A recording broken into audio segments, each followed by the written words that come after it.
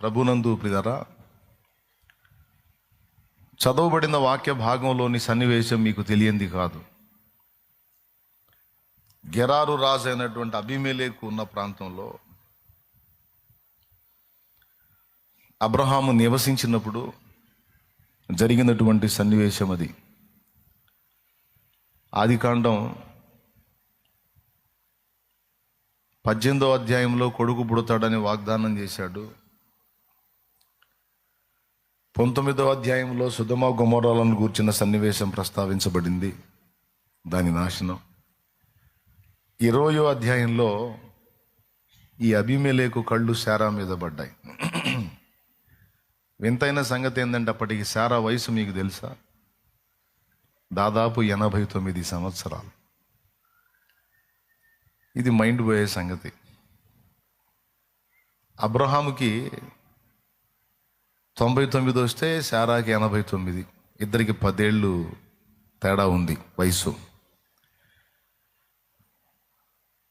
దాదాపు 65 ఏళ్ల వయసులో ఐగుప్తు రాజైన ఫరో ఆమెను బట్టి ఆకర్షితుడయ్యాడు. సరే, ఆ సన్నివేశం వదిలేద్దాం. 65 ఏళ్ళు అంటే ఏదో అనుకోవచ్చు. కానీ ఇక్కడ అబీమెలెకు శారాను తన ఇంటికి తీసుకొచ్చుకున్నప్పుడు ఆమె వయసు 89 సంవత్సరాలు ఇంచుమించు. ఎందుకంటే 18లోనే మనకు కనపడిద్ది. ఆదికాండం 18లో 100 ఏండ్ల వానికి సంతానం కలుగునా, 90 ఏండ్ల నేను బిడ్డని కంటానా అని ఆమె అనుకుంది. చూడండి, తెలుసు కదా మీకు, మమ్రే దగ్గర ఉన్న సింధూర వనంలో. ఆ తర్వాత ఇవన్నీ జరిగిన తర్వాత అక్కడ నుండి 20వ అధ్యాయం 1వ వచనం, అబ్రహాము దక్షిణ దేశమునకు తరలిపోయి కాదేశునకును షూరుకును మధ్య ప్రదేశంలో నివసించి గెరారులో కొన్నాళ్ళు ఉండెను. అది జరిగిన విషయం. కాబట్టి ఇక్కడ 89 ఏళ్ల ప్రాయం వచ్చింది ఆమెకి. 89 ఏళ్ల వయసులో శారా సౌందర్యాన్ని గురించి మనం ఇక్కడ అంచనా వేయొచ్చు. అంటే 1 సంవత్సరం తక్కువగా 90 ఏళ్ళు. 90 ఏళ్ల వయసులో ఒక రాజు కళ్ళని ఆకర్షించగలిగేంత సౌందర్యవంతురాలుగా శారా ఉంది. 89 ఏళ్ళు. ఎందుకు ఆమెకు అంత సౌందర్యం వచ్చిందో, అంత ఆకర్షణీయంగా ఆమె ఎందుకు ఉండిందో మీరు ఆలోచించవచ్చు. దేవుడు ఆమెకి ఇచ్చిన టైటిల్ ఏంటంటే పరిశుద్ధ స్త్రీ అన్నాడు. పేతురు రాసినటువంటి మొదటి పత్రిక 3వ అధ్యాయంలో అబ్రహాము భార్య అయిన శారాను గురించి దేవుడు ఏమన్నాడో తెలుసా? ఆదికాండంలోనేమో ఆమె రాజకుమారి అంటాడు, పేతురు పత్రికలోనేమో పరిశుద్ధ స్త్రీ అంటాడు. చూడండి ఒకసారి. తన యజమానుని 3వ అధ్యాయం 5వ వచనం చదువు. అటువలే పూర్వము దేవుని ఆశ్రయించిన పరిశుద్ధ స్త్రీలను తమ స్వపురుషులకు లోబడి ఉండుట చేత తమ్మును తాము అలంకరించుకొనిరి. తమ స్వపురుషులకు లోబడి ఉండుట చేత తమను తాము అలంకరించుకొనిరి. స్వపురుషునికి లోబడుట ఒక అలంకరణ. సాధువైనట్టి మృదువైనట్టి గుణము అనేది ఒక అలంకరణ. అక్కడే చెప్తాడు. ఆ తర్వాత కింద అంటాడు, ఆ ప్రకారము ఇది పరిశుద్ధ స్త్రీలు ప్రవర్తించిన ప్రకారము శారా అబ్రహాముని యజమానుడని పిలుచుచు అతనికి లోబడి ఉండెను. మీరును యోగ్యముగా నడుచుకొనుచు ఏ భయమునకు బెదరక ఉన్న ఎడల ఆమెకు పిల్లలగుదురు. ఏమిటి ఆమె సౌందర్యం అంటే ఆమె అంతరంగ సౌందర్యం. ఏమండి, ఎప్పుడైతే హృదయములో సౌందర్యము మనం కలిగి ఉంటామో బాహ్య రూపంలో కూడా ఇతరులకు మనం ఆకర్షణీయంగా కనపడతాం. హృదయ సౌందర్యమే గొప్పది. మొదట సింపుల్గా చెప్పొచ్చు, కొంతమంది చాలా అందంగా ఉంటారు, కానీ హృదయం నిండా గర్వం ఉంటుంది. కొంతమంది అందగత్తెల పోటీల్లో గెలవకపోవచ్చు, కానీ హృదయంలో సాధువైనట్టి మృదువైనట్టి గుణము అనేటువంటి అక్షయాలంకారం ఉంటుంది. విధేయత, దీన మనసు, లోబడుట అనే బుద్ధి కలిగినటువంటి శుభగుణం ఉంటుంది. ఇప్పుడు మీరు చూడండి, అందంగా ఉండి గర్విష్టిగా ఉన్న వ్యక్తితో మనం వ్యవహరిస్తామా? కాస్త అందంగా తక్కువ ఉన్నప్పటికీ దీన మనస్సు కలిగిన వారికి మనం ఆకర్షింపబడతామా? దీన మనస్సును మించిన అందం లేదు. దేవునికి స్తోత్రం కలుగును గాక. హల్లెలూయా. యేసయ్య అందం రహస్యం కూడా అదే. నేను సాత్వికుడను దీన మనస్సు గలవాడను అంటాడు. దీన మనస్సు, సాత్వికము, మృదు స్వభావము, అంతకు మించిన అందం ఇంకొకటి లేదు. ఆ బుద్ధి మన దగ్గర ఉంటే అనేక మందికి మనం ఆకర్షణీయంగా అయిపోతాం. అనేక మంది మనల్ని మనతో వ్యవహరించగోరుతారు. అలా కాకుండా హృదయం నిండా గర్వం ఉండి పైకి అందం ఉంటే, గుణము లేని స్త్రీకి ఉన్న అందం పంది ముక్కుననున్న బంగారు కమ్మె వంటిది అన్నాడు. బుద్ధిహీనమైనటువంటి, గుణహీనమైనటువంటి వ్యక్తులకు ఉండే అందం పంది ముక్కునున్న బంగారు కమ్మె లాంటిదంట. బంగారు కమ్మె గొప్పదే, కానీ ఏం చేద్దాం, పందికి ఉంది అది. అర్థమైందా? అదేదో ఉండాల్సిన దగ్గర ఉంటే బాగానే ఉంటుంది, కానీ అది పందికి ఉంది. ఇక బంగారుపు కమ్మె కాదు, బంగారుపు తొడిగేసినా సరే పందే. స్తోత్రం. అవునా? కాబట్టి కొంతమంది అందంగా కనపడాలి, అందంగా కనపడాలి, అందంగా కనపడాలని తపన పడతా ఉంటారు. కొంతమంది అందంగా కనపడినా సరే 10 మంది ఓస్తూ ఉంటారు. అందంగా కనపడ్డా సరే ఓస్తూ ఉంటారు. వాళ్ళ అందాన్ని బట్టే విధిగారు. తెలియనివాడు ఎవరో, తెలియని ఆమె ఎవరో బాగున్నారు అనుకోవటం తప్ప, బుద్ధి బయటపడిందంటే, ఆ పంది స్వభావం బయటపడిందంటే అసహించుకుంటారు, ఏం లైక్ చేయరు. కానీ దీన మనస్సు కలిగినటువంటి వ్యక్తుల్ని దేవుడు ఇష్టపడతాడు, మనుషులు కూడా ఇష్టపడతారు. అందుకే సౌందర్య పిపాస కలిగిన వాళ్ళు బ్యూటీ పార్లర్లకు వెళ్ళి ఎన్ని రకాల తిప్పలు పడ్డా, హృదయంలో సాధువైనట్టి, మృదువైనట్టి గుణము అనే అక్షయాలంకారం లేకపోతే, దీన మనస్సు, విధేయత అనే లక్షణాలు లేకపోతే ఆ తిప్పలన్నీ వట్టివే. ఒకవేళ నువ్వు ఏ పార్లర్స్కి వెళ్ళకపోయినా, నేను చెప్పినట్టుగా ఈ శుభ లక్షణాలను కానీ నీ హృదయంలో నువ్వు కలిగి ఉంటే, ఇంటా బయట కూడా నువ్వు ఆకర్షణీయమైన వ్యక్తిగా ఉంటావు. అనేకులు నిన్ను గుర్తించి, గౌరవించి, సన్మానించే విధంగా నువ్వు ఉంటావు. కాబట్టి హృదయ సౌందర్యం మీదనే మనసు పెట్టండి, కానీ భౌతిక సౌందర్యం కాదు. ఇప్పుడు శారమ్మ ఏం రాసింది, ఏం పూసింది, కానీ ఆమె అందం ఎంత ఉందండి? 89 సంవత్సరాల వయసులో. మనమైతే పెద్ద బామ్మగారు ఒళ్ళంతా గందరగోళం అయిపోయి ఉంటుంది బామ్మగారు. అంటే అప్పట్లో చాలా కాలం బతికారుగా అన్నయ్య, అందుకని అట్లా ఉందిలే అంటారేమో. లేదా బతికింది 120. ఈ సన్నివేశం జరిగినాక ఒక 30 ఏళ్ళు బతికింది అంతే, తర్వాత వెళ్ళిపోయింది. కాబట్టి మీరు సందర్భంలో వచ్చింది కాబట్టి చెబుతున్న అంశం అది కాదు. దేని మీద మనసు పెడతారు? పై ఆకర్షణల మీద కాదు. హృదయ అంతరంగ స్వభావం, అంతరంగ సౌందర్యానికి ప్రయారిటీ ఇవ్వండి. అసలు మనుషుల కంటే ముందు దేవునికి మీరు ఆకర్షణీయంగా ఉంటారు.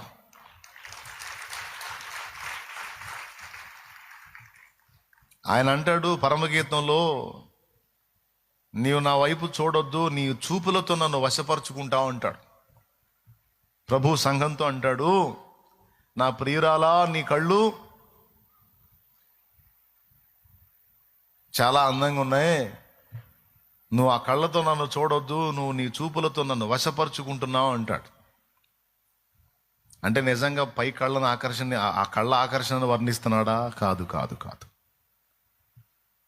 మనలో దేవుణ్ణి ఆకర్షించేది మనం కలిగి ఉన్న బాహ్య సౌందర్యం కాదు. అది టెంపరీ అని దేవుడికి తెలుసు, ఎందుకంటే ఆ బాడీ ఇచ్చింది ఆయనే. నా ముక్కు ఎంత చక్కగా ఉంటుందో అంటే ఆ ముక్కు పెట్టింది ఆయనే. స్తోత్రం. అర్థమైందా? నా కళ్ళు ఎంత చక్రాల్లా ఎంత పెద్దగా ఉంటాయో అంటే ఆ కళ్ళు ఇచ్చింది ఆయనే. చైనా వాళ్ళకి చీమ కళ్ళు ఇచ్చింది ఆయనే, మనకి కాస్త పెద్ద కళ్ళు ఇచ్చింది ఆయనే. నువ్వు ఏ విషయాన్ని పై శరీరానికి సంబంధించి దేన్ని వర్ణించుకున్నదంతా దేవుని దయా దానం. అది కూడా టెంపరీ. చూస్తానే ఆ రూపం మారిపోయిద్ది. యంగ్ ఏజ్లో ఉన్నప్పుడు అందరూ అట్రాక్షన్గా ఉంటారు, ఆకర్షణీయంగా ఉంటారు, శరీరాలన్నీ బాగుంటాయి. ఓ పెద్దోడు చెప్పాడు, యంగ్లో ఉన్న పంది కూడా అందంగానే ఉంటుందరా అని. చెప్తున్నా మాట వరుస. కానీ అదంతా దేవుడు ఏర్పరిచినటువంటి ఆకారం, రూపం. అది చూస్తానే మారిపోయిద్ది. ముసలితనం వచ్చింది, శరీరం స్థితి మారిపోయింది. అది పర్మనెంట్ కాదు, స్థిరం కాదు, శాశ్వతం కాదు అది. కానీ అంతరంగ స్వభావం ఉంది చూడు, హృదయ సౌందర్యం ఉంది చూడు, అది పర్మనెంట్. దాన్ని సిద్ధపరచుకునే విషయంలో మనం మైండ్ పెట్టాలి. అక్కడ రెడీ కావాలి మనం. ఈ పైకి రెడీ అవటం కాదు, అక్కడ రెడీ కావాలి. అక్కడ రెడీ అయితే దేవుని కళ్ళను ఆకర్షిస్తాం.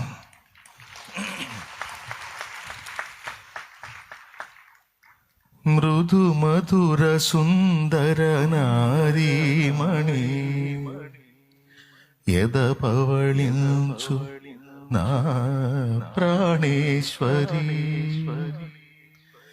ఒక్క చూపుతో నీవాడనైతి, ఒక్క పిలుపుతో నీ వశమైతి. పావురమా నా పావురమా,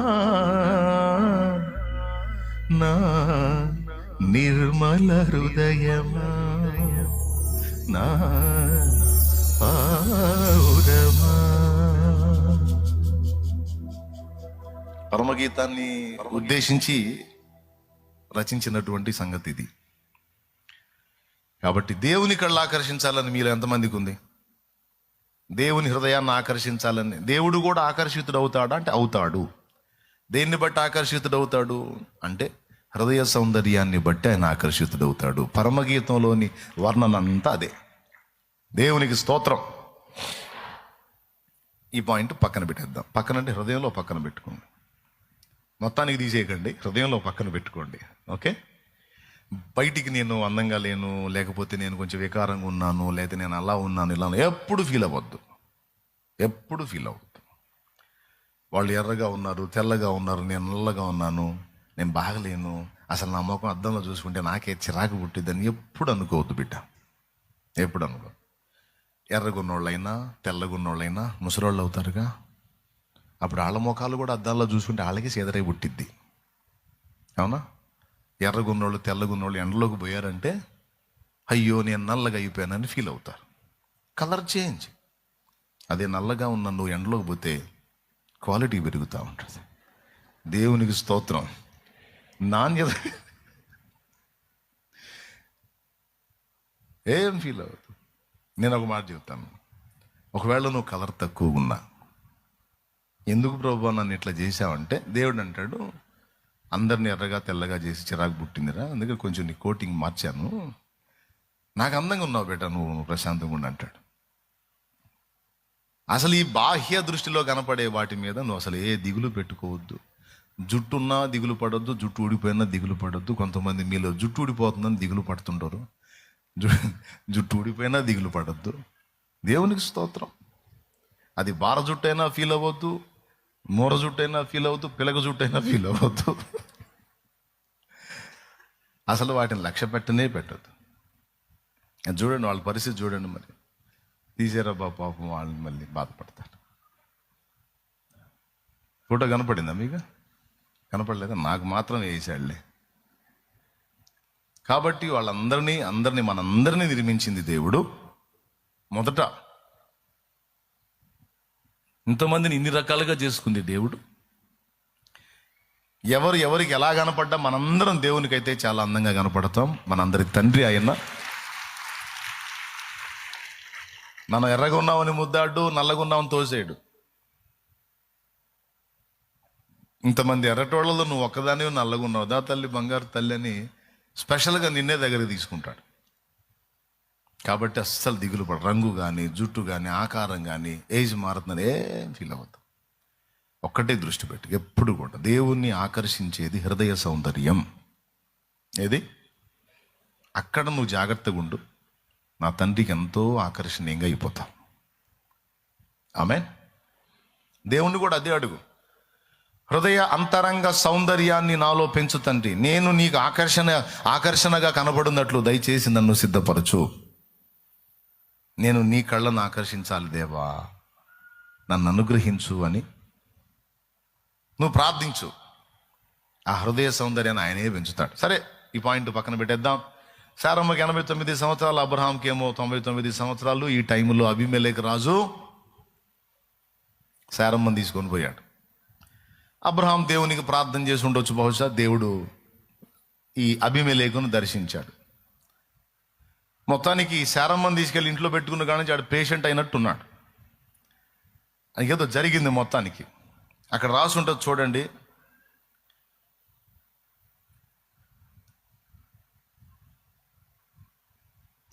మూడవ వచనం. అయినను రాత్రి వేళ దేవుడు స్వప్నమందు అబీమెలెకు వద్దకు వచ్చి, నీవు నీ ఇంట చేర్చుకున్న స్త్రీ ఒక పురుషునికి భార్య గనుక ఆమె నిమిత్తం నీవు చచ్చిన వాడవు సుమా అని చెప్పాను. దేవునికి స్తోత్రం. అసలు ఏం జరిగింది? 18వ వచనం చూడవచ్చు మీరు, 20:18. ఏలయనగా అబ్రహాం భార్య అయిన శారాను బట్టి దేవుడు అబీమెలెకు ఇంటిలో ప్రతి గర్భమును మూసి ఉండెను. ఒక్క శారమ్మని తీసుకెళ్ళి వాడి ఇంట్లో పెట్టుకున్నందుకు, అబీమెలెకు అనేవాడి ఇంట్లో పెట్టుకున్నందుకు, అబీమెలెకు ఇంట ప్రతి గర్భము మూయబడిందంట. అంటే ఏం జరిగిందో మీరు ఊహించుకోండి. అది నేను చెప్పలేను. అక్కడ ఉన్నటువంటి ఆ ఇంట, ఆ చుట్టుపక్కల అతనికి సంబంధించినటువంటి పురుషులందరూ కూడా అధములైపోయిన పరిస్థితి వచ్చింది. అంటే ఒక వ్యక్తిని బట్టి దేవుడు ఇలా చేస్తాడా? ఎలాగైనా చేస్తాడు దేవుడు. దేవునికి స్తోత్రం కలుగునుగాక. అర్థమైందా? అవసరమైతే పురుషులుగా పుట్టినా సరే పురుషుల్ని కూడా నపుంసకులుగా చేయగల దమ్మున్న దేవుడు ఆయన. పొరుగువాని భార్యను తెచ్చుకొని ఇంట్లో చేర్చుకున్నందుకు మొత్తం టోటల్ గర్భాలన్నీ మూయబడ్డాయట. ప్రియులారా, నాకు తెలిసి అబీమెలెకు పేషెంట్ అయి ఉండొచ్చు. ఇలా ఎందుకు జరుగుతుంది దేవా, నా పరిస్థితి ఏంటంటే దేవుడు దర్శించాడు. నా దాసుని భార్యను తీసుకొచ్చి నీ ఇంట్లో పెట్టుకున్నావు, ఇక జాగ్రత్తగా వినండి, ఆమె నిమిత్తం ఇప్పుడు ఈ పరిస్థితి నీకు వచ్చింది, నీ ఇంటి వారికి వచ్చింది అని దేవుడు మాట్లాడతాడు. ఆమె విషయమై నువ్వు చచ్చిన వాడవు సుమా అంటాడు. అంటే ఏంది? చస్తావురా, నువ్వు చంపేస్తాను నిన్ను. అతను అన్నాడు, దేవా ఇది న్యాయమా? తెచ్చైతే ఇంట్లో పెట్టుకున్నాను కానీ ఆమెను ముట్టనైనా ముట్టలేదు నేను. అయినా నాకు అర్థం కాదు, ఇదేమి నీతి? ఇట్లాంటోళ్ళు నీ భక్తులేంది? ఆయన ఏం చెప్పాడు? నా చెల్లెలని చెప్పాడు. ఆయన అబద్ధం ఆడాడు. ఆమె నిజం చెప్పాలి కదా. ఆమె ఏమంది? నా అన్న అంది. వాళ్ళిద్దరు నిజంగా అన్నా చెల్లెళ్ళేమో అని చెప్పని మరి చెల్లెల్ని తీసుకొచ్చుకున్నా. అన్న సంతోషపడతాడు. నా అంతఃపురంలో ఒక రాణి అవుతుంది చెల్లెలు అంటే అన్నకు ఆనందమే కదా అని ఆనందపడతాడని తెచ్చి ఇంట్లో పెట్టుకున్నాను నేను. కానీ నేను ఆమెను ముట్టలేదయ్యా, భద్రంగా ఉంది. అంటే దేవుడు అన్నాడు, యథార్థ హృదయంతో నేను దీన్ని చేశాను దేవా, నాకు తెలియక చేశాను, తేడా పడ్డానయ్యా అని అబీమెలెకు రాజు అంటే, అవును యథార్థ హృదయముతో నీవు దీన్ని చేసితివని నేను ఎరుగుదును, మరియు నీవు ఆమెను ముట్టకుండా నేనే నిన్ను అడ్డగించాను అన్నాడు. అంటే శారమ్మని తీసుకొచ్చి ఇంట్లో అయితే పెట్టుకున్నాడు కానీ ఆమె గురించిన ఆలోచనే ఆయనకు లేకుండా చేశాడు.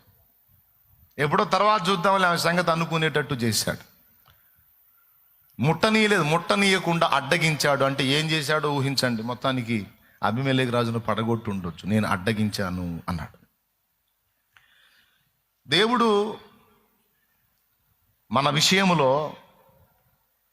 ఏమై ఉన్నాడు, ఎలాంటి వాడై ఉన్నాడు అనే విషయాలను వెతుక్కుంటే ఇక్కడ ఒక సందేశం బయలుపడుతుంది. ఏంటంటే ఆయన అడ్డగించే దేవుడుగా మన మధ్య ప్రత్యక్షం అవుతున్నాడు. ఆయన అడ్డగించే దేవుడు. నిజమే, అబీమెలెకు రాజును కానీ దేవుడు అడ్డగించకపోతే శారమ్మని వాడు ఏం చేసేవాడు? ఇక్కడ శారా పవిత్రత కాపాడాలి. ఎందుకంటే శారా మీద దేవుని ప్రణాళిక ఉంది. శారా అబ్రహాము ఇద్దరి ద్వారా ఇస్సాకు రావాల్సి ఉంది. తన దాసుణ్ణి తన దాసురాలిని ఇద్దరిని కూడా కాపాడుకునే విషయంలో దేవుడు ఎంత కేర్గా ఉన్నాడంటే, కట్టుకున్న భర్త అప్పచెప్పేశాడు. ఏం చేస్తాడు? బలహీనుడు వాడేమో గెరారు రాజు, ఆ దేశపు రాజు. వాడు రాజు వచ్చి పైన పడి మరి దాడి చేసి మరి మొత్తం మట్టి కలిపేస్తాడు కదా, ప్రమాదం కదా వాడితో పెట్టుకుంటే. గనుక అబ్రహాం వెనక్కి తగ్గాడు. వాడు వచ్చి అబ్రహాం భార్యను తీసుకొని పోయాడు. ఇప్పుడు ఏం చేయాలా? భర్త ఉండి కూడా కాపాడుకోలేని పరిస్థితుల్లో ఉన్నాడు. ఇప్పుడు మనం చేయదగ్గ విషయం ఏదన్నా ఉంటే మనం ఫైట్ చేస్తాం, పోరాడతాం, మనం తిప్పలు పడతాం. మన శక్తికి మించినప్పుడు ఏం చేస్తాం? ఇక దేవుడేగా దిక్కు. అయితే అబ్రహాంకు ఫస్ట్ నుంచి తెలిసిన విషయం ఏంటంటే, ఏదన్నా బెడిసి కొట్టిందంటే ఇక ఏమాత్రం వెనకడుగు వేయకుండా పోయి దేవుని పాదాలు పట్టుకుని అలవాటు అబ్రహాముకుంది.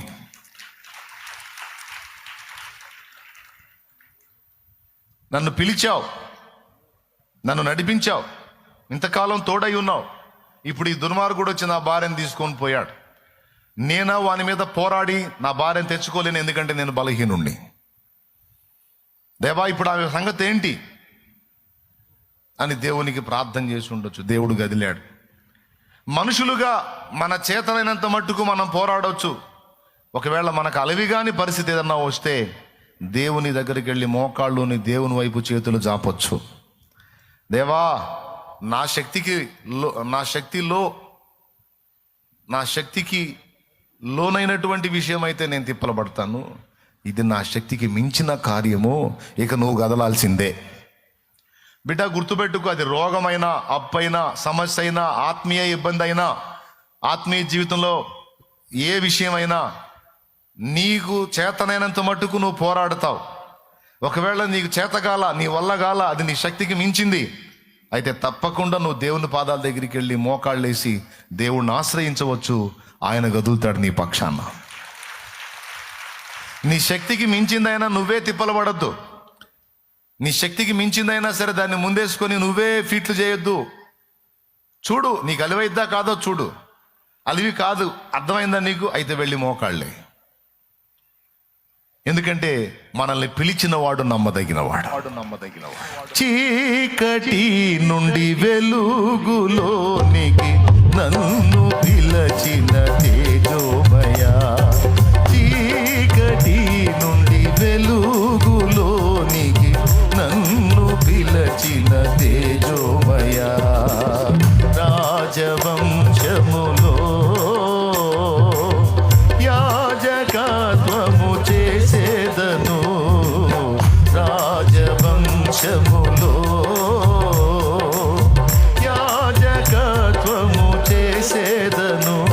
కృపామయుడా నీలో నా, కృపామయుడా నీలో నా నివసింపజేసినందునా, ఇదిగో నసుతుల సింహాసనం నీలో నివసింపజేసినందునా, ఇదిగో నసుతుల సింహాసనం కృపామయుడా.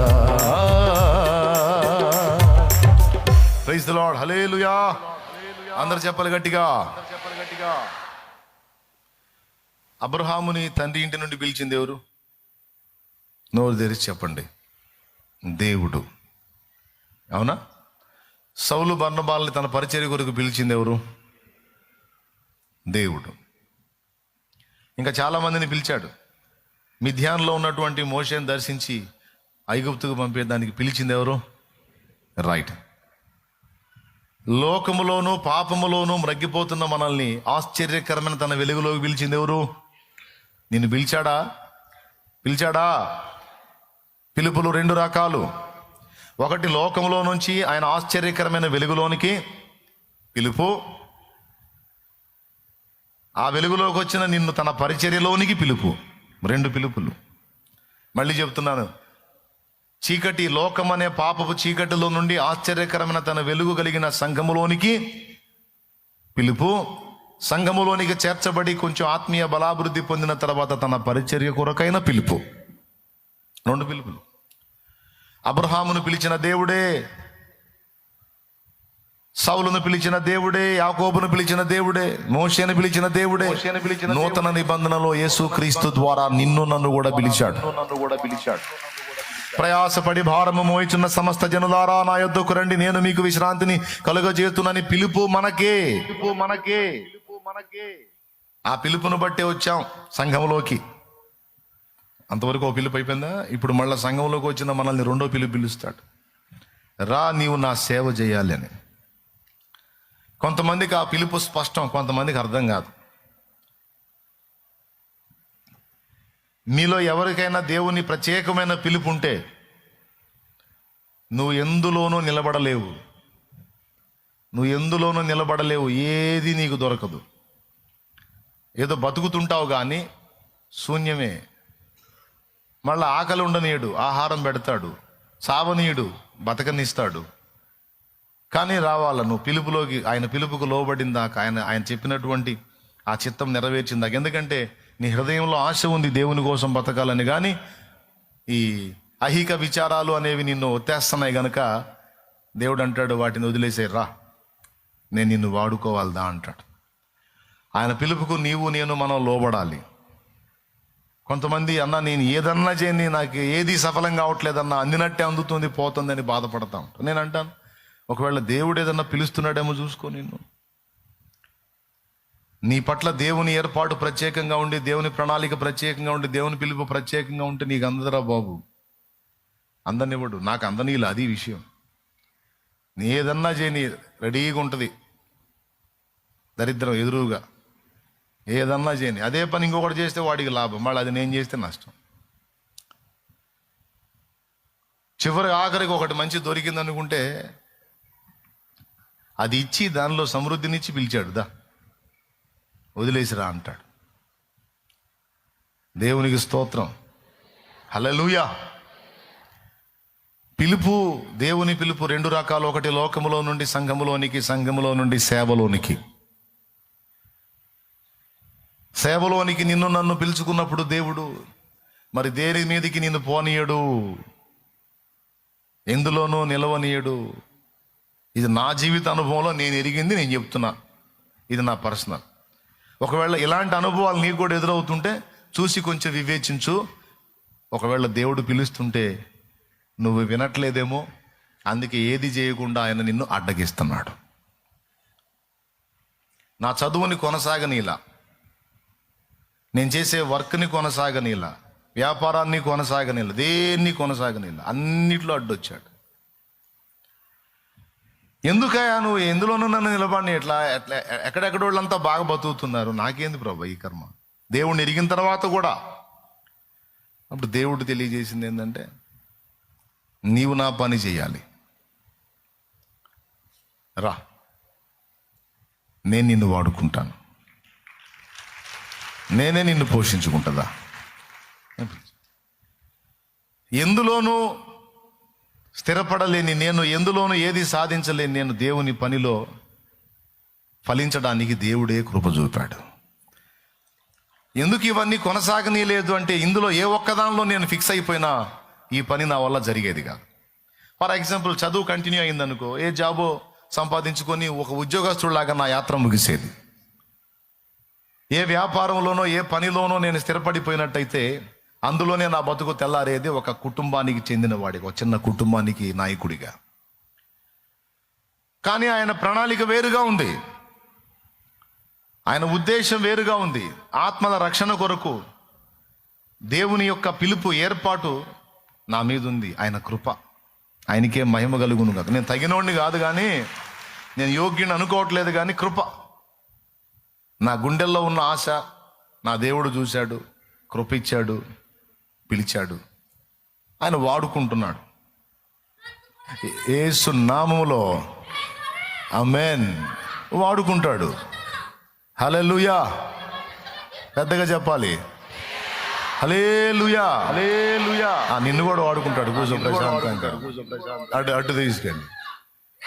ఆ విధమైనటువంటి ఏర్పాట్లో ఒకవేళ నువ్వు నేను మనం ఉన్నప్పుడు గమనించాలి, ఆ ఏర్పాటు మన మీద ఉన్నప్పుడు ఇటు నాకెళ్ళి చూడండి, చూస్తారా అటు?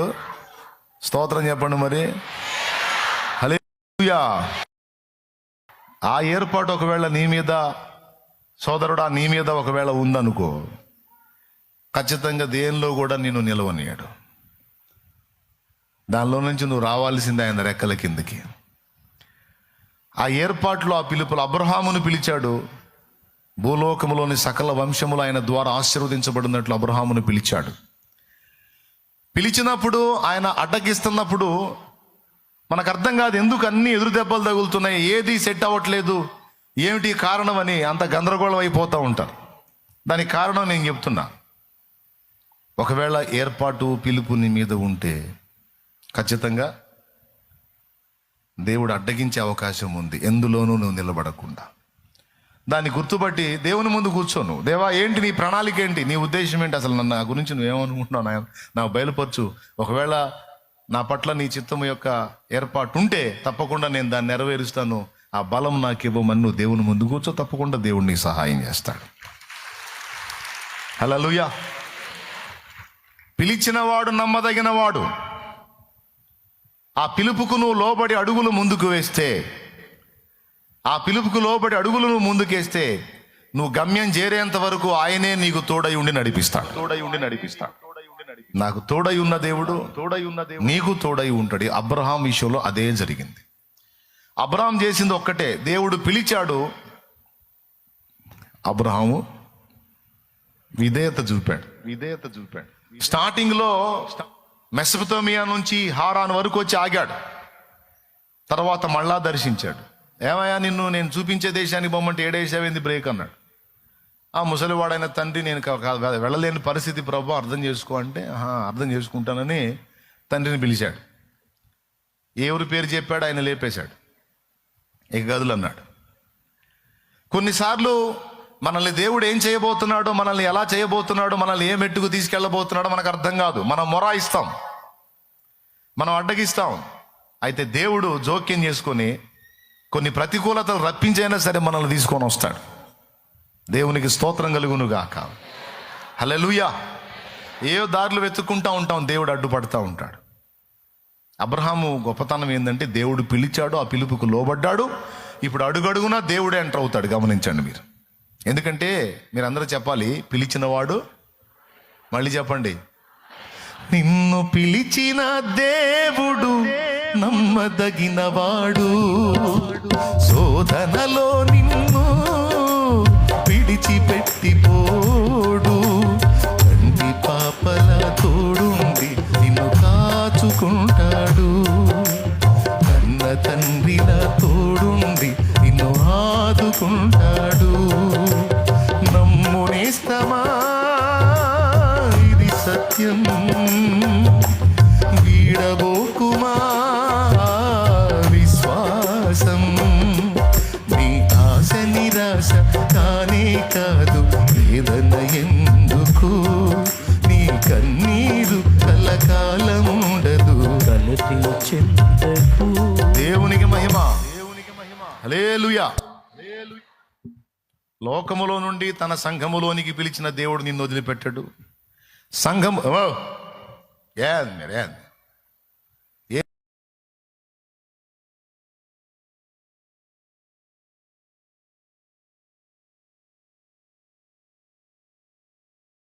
పంపిస్తా, వెనకే కూర్చోబెడతా. ఇక నాకు ముందుగా డిస్టర్బ్ చేస్తున్నారు. ఏం మీరే ఎక్కడొచ్చి ఆగాం? ఏమో పోయింది, మొత్తం పోయింది. అది వాక్యం చెప్పేటప్పుడు డిస్టర్బ్ చేస్తే సైతానుల్లాగా చూస్తాను నేను, దురాత్మల్లా ఫీల్ అవుతా. జాగ్రత్త, మైండ్ దగ్గర పెట్టుకొని కూర్చోండి.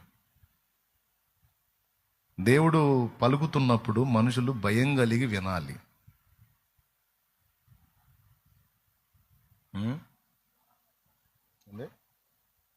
హారందాకు వచ్చావా? లోకములో నుండి మనల్ని ఆశ్చర్యకరమైన తన సహవాసంలోనికి, సంఘములోనికి, వెలుగులోనికి పిలిచిన దేవుడు అందులో నుండి దేవుని పనిలోనికి పిలిచిన దేవుడు నమ్మదగిన వాడు. నా బిడ్డని నేనే కదా పిలిచాను. ఇప్పుడు పోరాటంలో పడ్డది నా కుమార్తె, పోరాటంలో పడ్డాడు నా కుమారుడు. నేను తోడుగా లేకపోతే శత్రువు చేతిలో చిత్తయిపోతాడని అనుక్షణం నీడవలే వెంటాడుతాడు. చాలా సంగతులు నీ మీదికి రాకుండా ఆయనే అడ్డగిస్తాడు. ఆయనే ప్రాకారమై ఉంటాడు. నీకు తెలీదా సంగతి? ఆయన అద్భుతమైన ప్రాకారం నీకుంది. ఏం పిలిపోయి ఏం ఏర్పాటనన్నా సరే, పిలిచాడని వచ్చాను, నన్ను వాడుకోవట్లేదు కన్నా అని కొంతమంది ఏడుస్తూ ఉంటారు.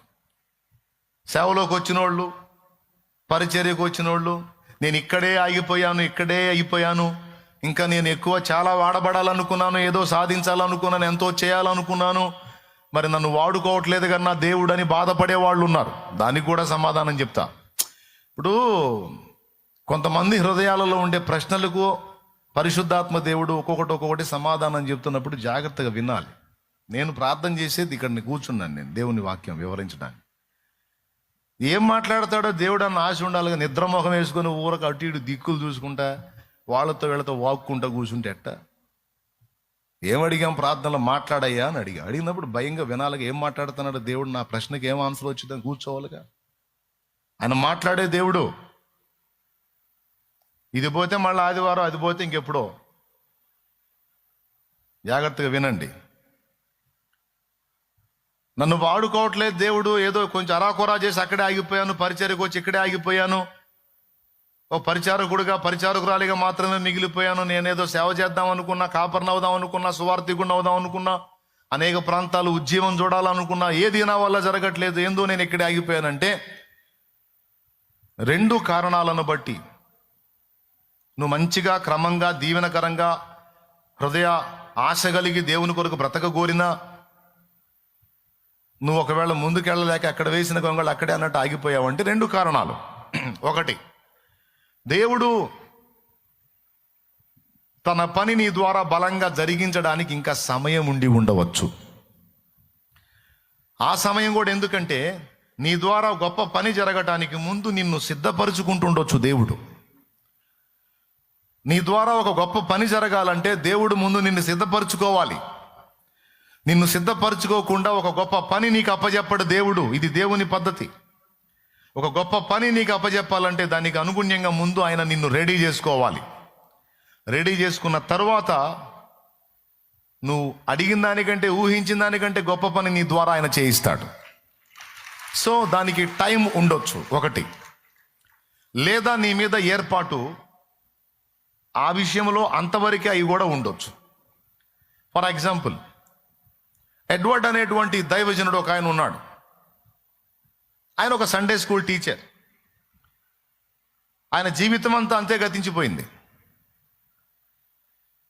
విచిత్రం ఏంటంటే ఒక వ్యక్తిని సిద్ధపరచడం కోసం ఆయన్ను వాడుకున్నాడు దేవుడు. ఒక వ్యక్తిని సిద్ధపరచడం కోసం ఈ ఎడ్వర్డ్ అనేటువంటి దైవజనుడిని వాడుకున్నాడు దేవుడు. ఇంకా ఆయన చేసిన పరిచర్య మిగిలింది ఏది గుర్తింపబడలేదు.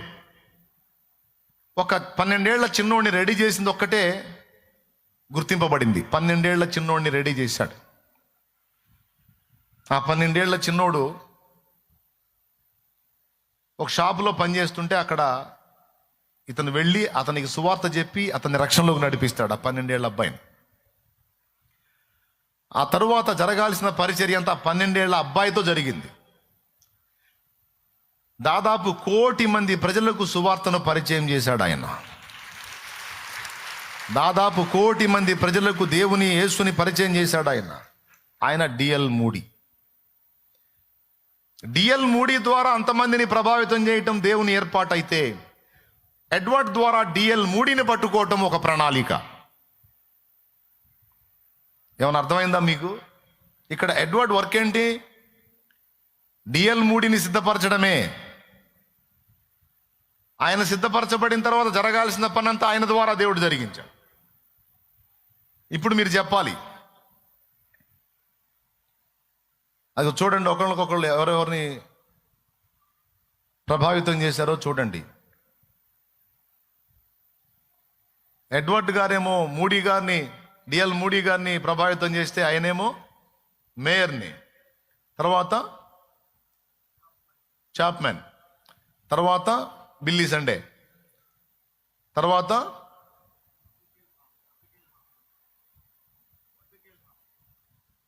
చివరికి బిల్లీ గ్రహం దగ్గరకు వచ్చి ఆగింది. ఒకళ్ళు ఇక్కడ వచ్చి అంటాడు, క్వశ్చన్ మార్క్ వేసి, మరి నీ సంగతి ఏందంటాడు. వరుసగా ఒకళ్ళనొకళ్ళు అంటే ఒక్కొక్కరి కోసం ఒక్కొక్కరిని ప్రభావితం చేశాడు దేవుడు. ఇక్కడ మీరు గమనించాల్సిన విషయం ఏంటంటే, ఒకవేళ నీ మీదున్న ఏర్పాటు నెరవేర్చడానికి దేవునికి ఇంకా సమయం అవసరమై ఉన్నదేమో, నువ్వు ఆందోళన పడాల్సిన అవసరం లేదు. ఆ సమయము వచ్చిన నాడు తప్పకుండా దేవుడు నిన్ను లైన్లో తీసుకొచ్చి వాడుకుంటాడు ఆయన. ఇది మొదటి సంగతి. అయితే రెండవది, ఒకవేళ నీకు ఇచ్చిన పరిచర్య, నేను ఇంతవరకు ఆగిపోయాను, ఈ కొంచెంలోనే ఆగిపోయాను, ఇంకా ముందుకెళ్ళలేకపోయాననే దిగులు నీకుంటే, ఆ కొంచెములో నుండే శ్రేష్టమైన వాటిని దేవుడు తీసుకొచ్చి నీ ద్వారా పనిని నెరవేరుస్తాడు. నీకు ఇచ్చే బహుమానం నీకు ఇస్తాడు. పిలిచిన వాడు, మళ్ళీ చెప్పు, ఇంకోసారి చెప్పు, పిలిచిన వాడు నమ్మదగిన.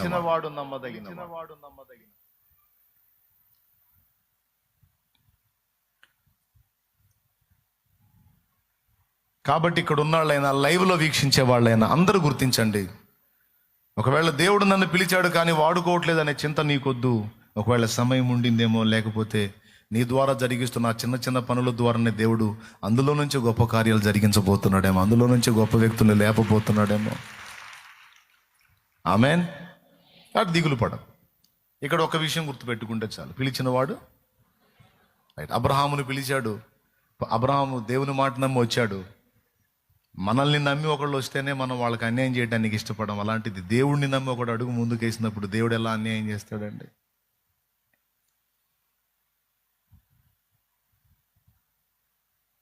అందుకని అబీమెలెకును అడ్డగించాడు. అబ్రహాముకు వల్లైనంత వరకు చూశాడు, వల్ల కాలేదు, దేవుని పాదాలు పట్టుకున్నాడు. వెంటనే దేవుడు దర్శించి అబీమెలెకును అడ్డగించాడు. క్లియర్గా రాసుంది, నేను నిన్ను అడ్డగించి తిని అనే మాట. ఒకవేళ దేవుడు అడ్డగించకపోతే పరిస్థితులన్నీ ఇంకో రకంగా అయిపోయాయి. ఇక్కడ అబ్రహాం లైఫ్లోనే కాదండి, అబ్రహాం ఒక్కడే కాదు పిలవబడింది. ఈరోజు నువ్వు, నేను, మనం కూడా పిలవబడ్డాం. పాపము చేయకుండా, దేవునికి విరోధంగా పాపం చేసి నాశనం కాకుండా అబీమెలెకును అడ్డగించాడు. ఎందుకంటే వాడికి తెలియదు విషయం. అందుకే కృపగల దేవుడు వాడిని కూడా కరుణించి, ఎవరై సోదరుడా నీకు తెలియదురా, చస్తావు నువ్వు ఆ పని చేసావంటేనే అడ్డగించాడు. తన దాసుని భార్య పాడవకుండా ఆమె విషయంలో, తన దాసుని విషయంలో అవతల వ్యక్తిని అడ్డగించాడు. అండ్ వాడు కూడా నాశనం కాకుండా అడ్డగించాడు. ఇద్దరికి మేలు కలిగినట్లు దేవుడు అడ్డగించాడు. ఇక్కడ మనం చెప్పుకోవచ్చు, శత్రువు బారిన, లేకపోతే నిన్ను ఇబ్బంది పెట్టే వారిన పడకుండా, వారి బారిన పడకుండా దేవుడు నిన్ను సేవ్ చేస్తూ ఉండొచ్చు. ఆయన వాళ్ళని అడ్డగిస్తూ ఉండొచ్చు. ఇప్పటికి చాలాసార్లు నీ విషయంలో అడ్డగించాడు ఆయన. నీకు దుర్మార్గం జరగకుండా, నీకు అన్యాయం జరగకుండా, నీకు ద్రోహం జరగకుండా, అది నీ పిల్లల విషయంలో కావచ్చు, నీ విషయంలో కావచ్చు, నీ యజమానుడి విషయంలో కావచ్చు, యజమానురాల విషయంలో కావచ్చు, దేవుడు చాలా విషయాల్లో చాలాసార్లు నిన్ను అడ్డగించి ఉండొచ్చు, నీ వారిని అడ్డగించి ఉండొచ్చు, లేదా వాళ్ళ మీదకి వచ్చేటువంటి ఉపద్రవాలను అడ్డగించి ఉండొచ్చు. ఎంతమంది ఒప్పుకుంటారు? నా విషయంలో అయితే చాలాసార్లు మరణాన్ని అడ్డగించాడు, రోగాన్ని అడ్డగించాడు, సమస్యలను అడ్డగించాడు, శత్రువులను అడ్డగించాడు అన్న నేను ఎరుగుదును అన్నోళ్ళు చేతులు ఎత్తండి. దేవునికి మహిమ కలుగును గాక. ఆయన అడ్డుపడకపోతే, ఆయన అడ్డగించకపోతే నీ చరిత్ర, నా చరిత్ర ఎప్పుడో. కాబట్టి మన విషయంలో దుర్మార్గత జరగకుండా దేవుడు అడ్డగించువాడై ఉన్నాడు. ఇక్కడే రెండు పాఠాలు ఉన్నాయి. రెండవది, చాలాసార్లు దేవునికి విరోధమైన పాపము చేయకుండా మనల్ని ఆయన అడ్డగిస్తూ ఉంటాడు. దుష్టత్వము, దుర్మార్గత మన మీద జరగకుండా అడ్డగించే దేవుడు మన ద్వారా దుష్టత్వం జరగకుండా కూడా అడ్డుపడతా ఉంటాడు. ఇది రెండవ సంగతి. నిజంగా ఒక్కోసారి ఆయన ప్రేమ దలుచుకున్నప్పుడు, ఆయన అడ్డగింపులు దలుచుకున్నప్పుడు నిజంగా నువ్వు అడ్డగించటం అనేది ఎంత మంచిదో ప్రభా, నువ్వు అడ్డగించకపోతే ఏమైపోతానో, ఏమైపోయేదాన్నో, ఏమైపోయేవాడినో అనుకొని ఏడవాల్సి వచ్చింది మనం. దేవుడు తన పని చేయునట్లు ఏది మనకు దొరకకుండా అడ్డగించాడు. అది మేలా కీడా? ఒకవేళ ఏది అడ్డగించకుండా ఏదో ఒకటి నాకు దొరికేటట్టు చేసినట్టయితే నేను అడ్రస్ కూడా ఉండేవాడిని కాదు. మీకెవరికి కూడా నేను తెలిసేవాడిని. షాలేం రాజు అనేవాడు ఎవరికి తెలిసేవాడు కాదు. ఈరోజు నేను మీకు పరిచయం అయ్యాను అంటే నా దారులన్నీ దేవుడు అడ్డగించి ఈ దారిలో నన్ను నిలబెట్టడమే దీనికి కారణం. ఈరోజు నువ్వు ఫీల్ అవుతుంటావు, ఏడుస్తుంటావు, దుఃఖపడుతుంటావు, బాధపడుతుంటావు, అందరికి అన్ని దారులు ఓపెన్ అవుతున్నాయి, నాకేంది నాయన అన్ని మూసేసి కూర్చున్నావు, ఏనన్నే బతకని తలుచుకోలేదా, సావగొట్టాలనుకున్నావా, చుట్టూ శూన్యం పెట్టేశావేంటి, ఏంటైనా నా పరిస్థితి అని నువ్వు అంటే దేవుని సమాధానం అవును. నువ్వు నేనన్న దారిలోనికి వచ్చిన దాకా నీకు ఏ దారి దొరకదురా. నా కుమారి దొరకదు, నా కుమారుడా దొరకదు. నువ్వు నా దారిలోకి రావాలి, నా పిలుపులోకి రావాలి, నా ఏర్పాటులోకి రావాలి, నువ్వు లోబడాలి. ఇది న్యాయం కాదు బ్రవ్వా అని మనం అనకూడదు. ఎందుకంటే మనం కాళ్ళ ముందు జీవితాన్నే చూస్తాం, ఆయన మన భవిష్యత్తు చూస్తాడు. ఓకే, పిలుపునకు లోబడినట్లు మనల్ని దేవుడు అడ్డగించడం మంచిదా కాదా?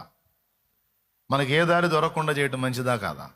ఒకవేళ అది అలా చేయకపోతే, ఏదో ఒక దారి దొరికితే అందులో మనం ఫిక్స్ అయిపోతే ఈ గొప్ప ధన్యత మనం పోగొట్టుకుంటాం.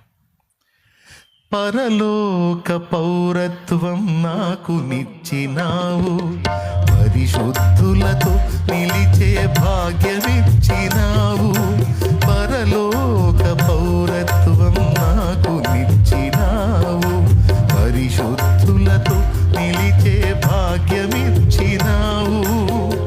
దూతల కందని నీ దివ్యమైన సేవను, దూతల కందని నీ దివ్యమైన సేవను, దుమ్ము ధూళినైన నన్ను చేయనిచ్చినావు. ఎందుకింత ప్రేమ చూపావు నా యేసయ్యా, ఎంత మంచి ప్రేమ చూపావు, ఎందుకింత ప్రేమ ఈ పాటే ఉండేది కాదు. నా చదువు కంటిన్యూ అయినట్టయితే, నేను ఏదన్నా ఉద్యోగస్తుడైనట్టయితే ఈ పాట ఉండేది కాదు. నా పను వ్యాపారమో కంటిన్యూ అయినట్టయితే ఈ పాట ఉండేది కాదు. అన్ని అడ్డగించి శూన్యం చేసి ఆయన వైపుకు ఆకర్షించినందున ఊహించలేదయ్యా ఈ జీవితం, వర్ణించలేనయ్యా అని పాడుకుంటున్నాం. దేవునికి మహిమ, దేవునికి మహిమ. లేకపోతే ఈ పాటలు ఉండేయా? అప్పుడేమో ఏడుచుకున్నా, దేవుడి మీద ఏడవని రోజు లేదు. కూర్చొని నన్ను చంపేయచ్చుగా అని కూడా అడిగా. నాలంటోడు బతకటం అవసరమా? నా ప్రాణం తీసుకున్నాయనా, నా అంతటా నేను చేస్తే నరకానికి పోతా ఆత్మహత్య చేసుకుంటే, అందుకే నువ్వే ఏదో ఒక వంక పెట్టి లేపేశాయి అని కూడా ప్రార్థించాను. మీకు తెలుసా, ఒకసారి కాదు చాలాసార్లు. దేవుడి కృప, ఆ ప్రార్థన మాత్రం వినలా. విన్నట్టయితే అప్పుడు పోయేవాడిని. వినలా. కొన్ని ప్రార్థనలు దేవుడు వినకపోవటమే మంచిది మనకి. అప్పుడున్న బాధను బట్టి అలా అడిగా. అది ఆపు నాన్న, ఆపేసి పూర్తిగా.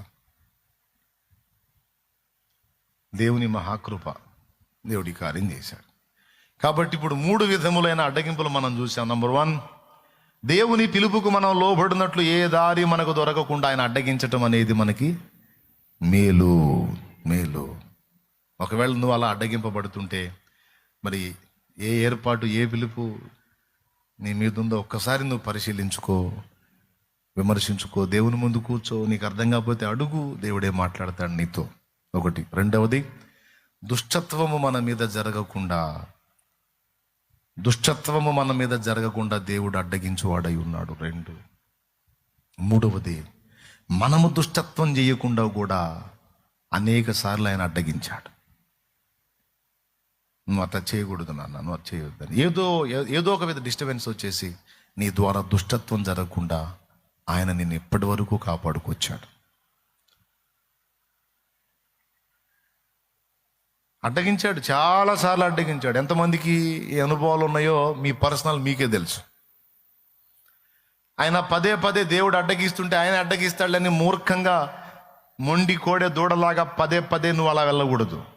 దేవుడు నిన్ను అడ్డగిస్తున్నాడు, అడ్డుపడుతున్నాడు అంటే దేవుడు దాన్ని ఇష్టపడట్లేదని గుర్తెరిగి నువ్వు జాగ్రత్త పడాలి, మారు మనసు పొందాలి, దిద్దుకోవాలి.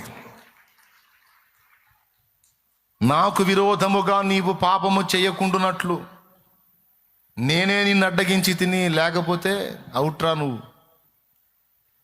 ఎన్నోసార్లు నీవు నేను మనం దేవునికి విరోధంగా పాపం చేయటానికి అడుగులు వేసిన వేళ దేవుని మహాకృప మనల్ని అడ్డగించింది. లేకపోతే దేవునికి విరోధంగా పాపం చేసి ఎప్పుడో నాశనం అయ్యేవాళ్ళం. ఇది మూడవది. దేవునికి స్తోత్రం కలుగునుగాక. హల్లెలూయా. 3. 4వది సింపుల్ అంశం, మీకేం అర్థం కానిదేం కాదు. 4వ అడ్డగింపు, మనల్ని మోసగించాలని ట్రై చేస్తే మనకు జరిగే మోసాన్ని కూడా దేవుడు అడ్డగిస్తాడు. మనల్ని ఫ్రాడ్ చేసినోడు అనుకుంటాడు బాగా మోసం చేశానని.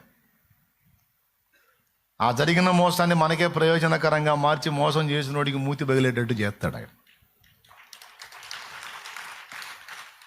నేను చాలాసార్లు నాతో ఉన్న వాళ్ళతో అనే డైలాగ్ అదే. ఎవడైనా నన్ను మోసం చేస్తే, నేను దేవుని సేవకుడిగా ఉన్నాను, దేవుని పాత్రగా ఉన్నా, దేవుని పని చేస్తున్నా. ఎవడైనా నన్ను మోసం చేస్తే, నేను శాలేమన్నను మోసం చేశానని వాడు చంకలు ఎగరేస్తే, వాడికి తెలియని సంగతి ఏంటంటే వాడు నన్ను మోసం చేయటం కాదు, వాడిని వాడే మోసం చేసుకుంటున్నాడు. ఎందుకంటే నాదేం లేదు, నేనంతా తోలుబొమ్మ టైపు. నన్ను పిలిచి తన పనికి నిలిపి వాడుకుని నాకు నిరంతరం తోడై ఉండి ఇంత దాకా నన్ను నడిపించిన దేవుడు నాకు తోడై ఉన్నాడు. తన కృపను బట్టి, నా యోగ్యతను బట్టి కాదులే కానీ ఆయన కృపను బట్టి. పిచ్చి మహారాజు, నేనేం మంచి పిల్లాన్ని కాదు. పలు విధములుగా నిన్ను విసిగించిన నన్ను సహించితివే, పూర్ణ ఓరిమితో నన్ను భరించి భుజమున మోసితివే అనే పదం రాసుకున్నానంటే ఎన్నోసార్లు నా నుండి తిరుగుబాట్లు. అయినా నన్ను అసహించుకోవాలా, విసిగించుకోవాలా, విదిలించలా పిచ్చి మహారాజు నన్ను భుజాన మోస్తానే ఉన్నాడు. మయ్యా ఎంత ప్రేమో. కొన్నిసార్లు గద్దించినా, కొన్నిసార్లు శిక్షించినా మళ్ళా దగ్గరకు తీసుకొని, ప్రభా అని ఏడిస్తే ఏడవకురా రా అని దగ్గరకు తీసుకొని ముద్దాడుకున్న నా బంగారు తండ్రి కృపతో నన్ను నడిపిస్తున్నాడు. అరే నన్ను ఎవడన్నా మోసం చేస్తే వాడు మోసం చేసుకుందటేరా. ఎందుకంటే వాడి మూతి పగలటం ఖాయం. నన్ను మోసపోనీయడ్రా, నన్ను మోసం చేసినోడే మోసపోతాడు. అన్నవాడు నిన్ను మోసం చేసి ఇంత పొందాడన్నా అంటే వాడు ఏదో రూపంలో దానికి డబలు రుణం తీర్చుకొని పోతాడు లేరా, వదిలేయండి అంట. వాడు కాకపోతే వాని బిడ్డ అయినా సరే నా దగ్గరకు వచ్చి వాడు రుణం ఇడి తీర్చిపోతాడు, అది జరిగిద్ది అంతే అని చెబుతా. అస్సలు ఏమి అయ్యో నేను మోసపోయాను, మోసం జరిగింది ఏం ఫీల్ అయ్యేది ఏం లేదు. ఏమైనా అర్థమైందా మీకు? ఎంతమందికి అర్థమైందో? మనం మోసగింపబడకుండా దేవుడు అడ్డగించవాడై ఉన్నాడు. సింపుల్గా మీకు చెప్తా. యాకోబోళ్ళ మామను చూడండి మీరు. మందలకి కాపలా ఉన్నాడు యాకోబు. అల్లుడు ఒకళ్ళకి ఇద్దరు చేసుకున్నావు నా ఇంట్లో, ఇంకా కొడుకు అల్లుడు అనే తేడా లేదు, నా బిడ్డవే అనుకుంటా. అలాగే మావయ్య, మరే మచ్చలు పొడదగలవన్నీ నీకయ్యా, ఎందుకంటే నీ చేత ఒట్టిగా చేయించుకోకూడదు చాకిరి. పాపం పొలాన బడి చేస్తా ఉన్నావు, మందం దోలుకొని పోయి. మచ్చలు పొడదగలవన్నీ నీకు, మచ్చ పొడ లేనివి నాకు. సరే మావయ్య. అట్లాగే కొడుకులకు చెప్తాడు, అరే మందలో నుంచి మచ్చలు పొడలు గల్ల మగవాటిని అన్నిటిని పక్కకు దోలండ్రా, ఒక్కటి కూడా ఉండకూడదు, ఒక్కటి కూడా ఉండకూడదు, మొత్తాన్ని దోలండి. ఇప్పుడు మచ్చలు పొడలు కలిగినటువంటి పొట్టేళ్ళు మందలో ఉన్నాయి అనుకో, కనీసం కొన్ని పిల్లలైనా అవి పుడతాయి. ఆ మచ్చలు పొడలు ఉన్నటువంటి పొట్టేళ్ళన్నిటిని బయటికి తోలాడు అనుకో మంద నుంచి, ఇంకా ఆ పిల్లలు ఎట్ట పుడతాయి? చూడు, అల్లుడికి దయ చూపినట్టే గ్యాంబ్లింగ్, అల్లుడికి ప్రేమ చూపినట్టే, అల్లుడికి జీతం ఇచ్చినట్టే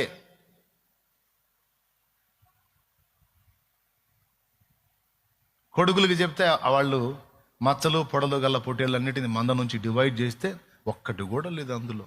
యాకోబుకి అర్థం కాదు.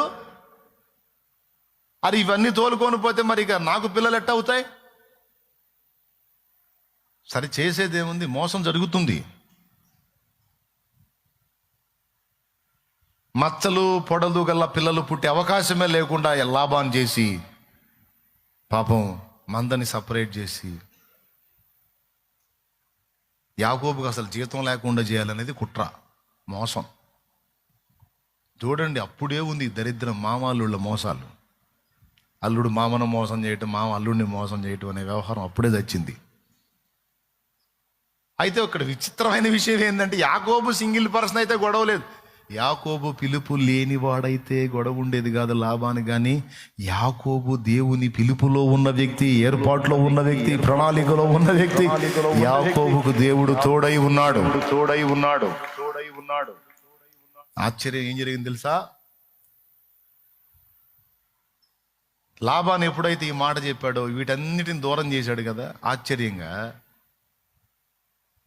మందలో అన్ని మచ్చలు పొడలు గలయబడుతున్నాయి. ఎవరు చేస్తున్నారా పని?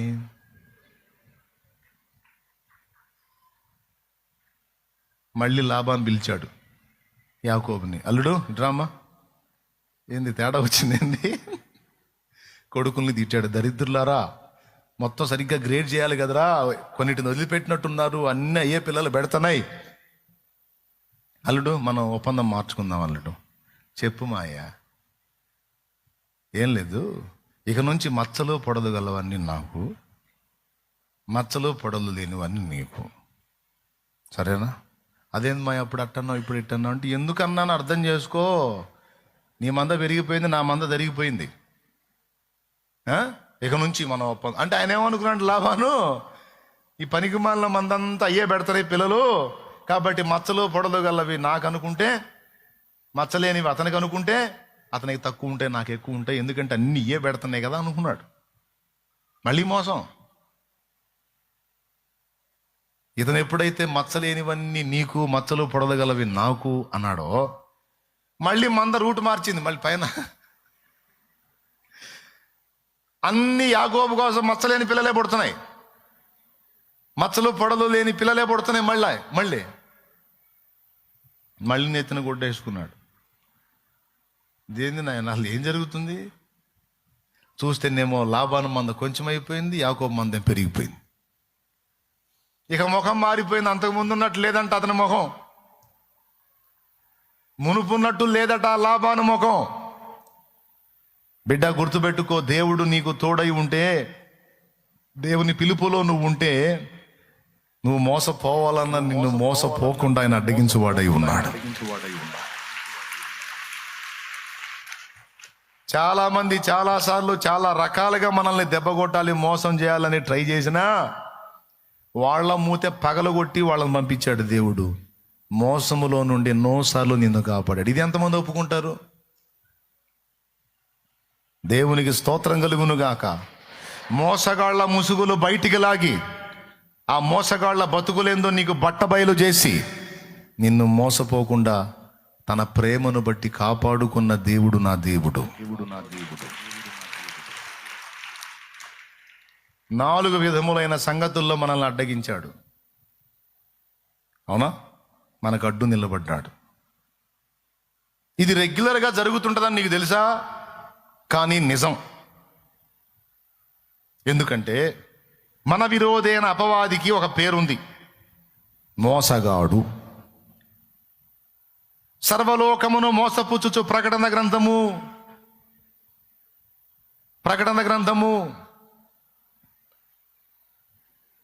12:9 చూడు ఒకసారి. కాగా సర్వలోకమును మోసపుచ్చుచు అపవాది అనియు సాతాననియు చూడు, సర్వలోకమును మోసపుచ్చిన మోసగాడు వీడు సామాన్యుడు కాదు. ఒకరిద్దరినే కాదు, సర్వలోకాన్ని మోసగించే మోసగాడు వీడు.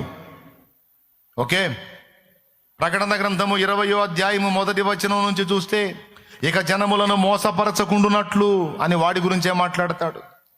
సాతాననియు ఘట సర్పమనియు చెప్పబడిన ఆది సర్పమైన ఆ మహాఘట సర్పము అపవాది అనియు సాతాననియు పేరుగల ఆది సర్పమైన ఆ మహాఘట సర్పము అగాధములో పడద్రోయబడి సంకెళ్ల చేత బంధించబడింది.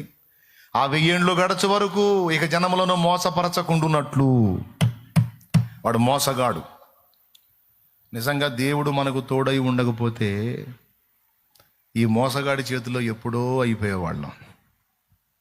ఆ మహానుభావుడు నిరంతరం మనకు ప్రాకారమై ఉండి దుష్టత్వం పాలు మనం కాకుండా, మనం దుష్టత్వం చేయకుండా, ఆయన చిత్తం తొలగిపోకుండా, ఈ దుష్టుడి చేతిలో మోసపోకుండా ఈ 4 సంగతుల్లో నిరంతరం కాపాడుతూ ఉన్నాడు.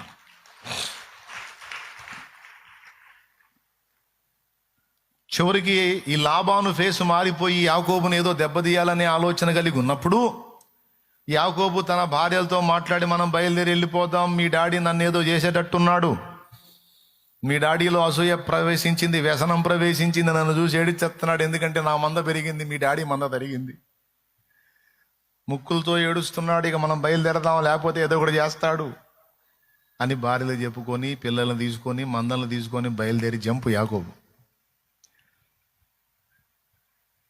వెళ్తే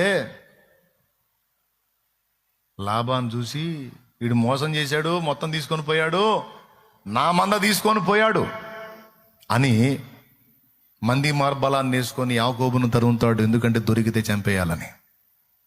వ్యసనము, అసూయ రక్త సంబంధాన్ని కూడా శత్రుత్వంతో మార్చేస్తుంది.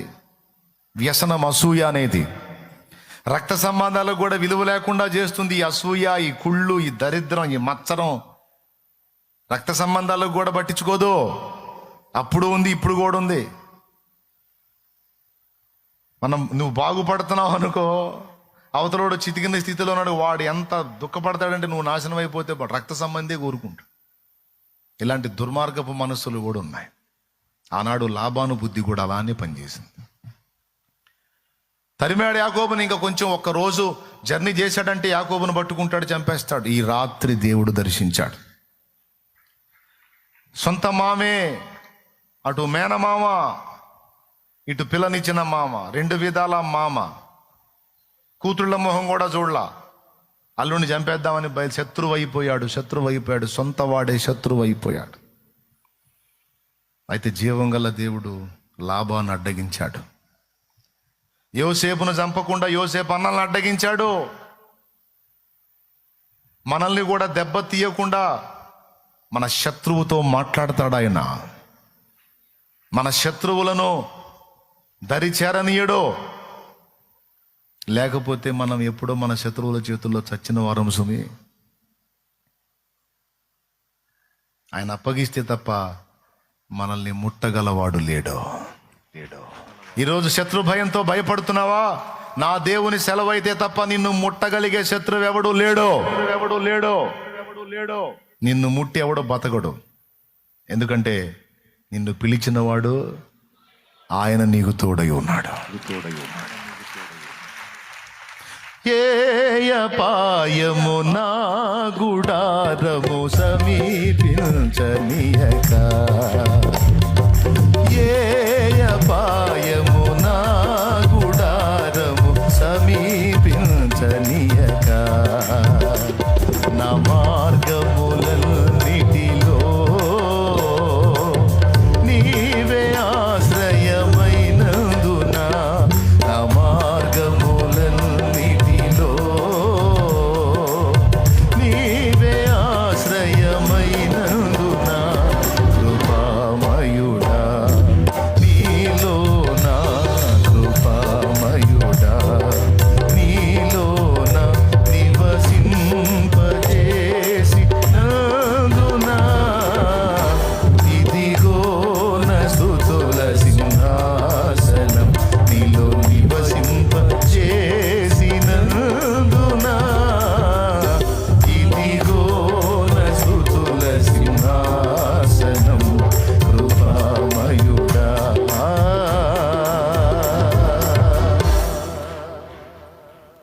దేవునికి మహిమ కలుగునుగాక.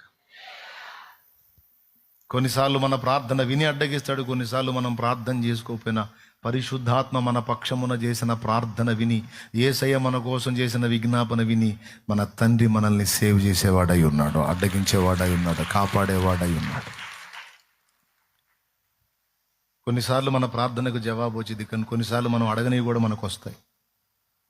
అది ఎవరి ప్రార్థన తెలుసా? మన పక్షమున పరిశుద్ధాత్మ విజ్ఞాపన, మన పక్షమున తండ్రి కుడి పార్శ్వమునున్న యేసయ్య విజ్ఞాపన. వారి విజ్ఞాపన లేకపోతే మనం ఎప్పుడో అవుట్.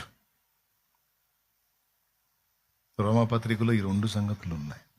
8వ అధ్యాయంలో 26వ వచనం, 27వ వచనం,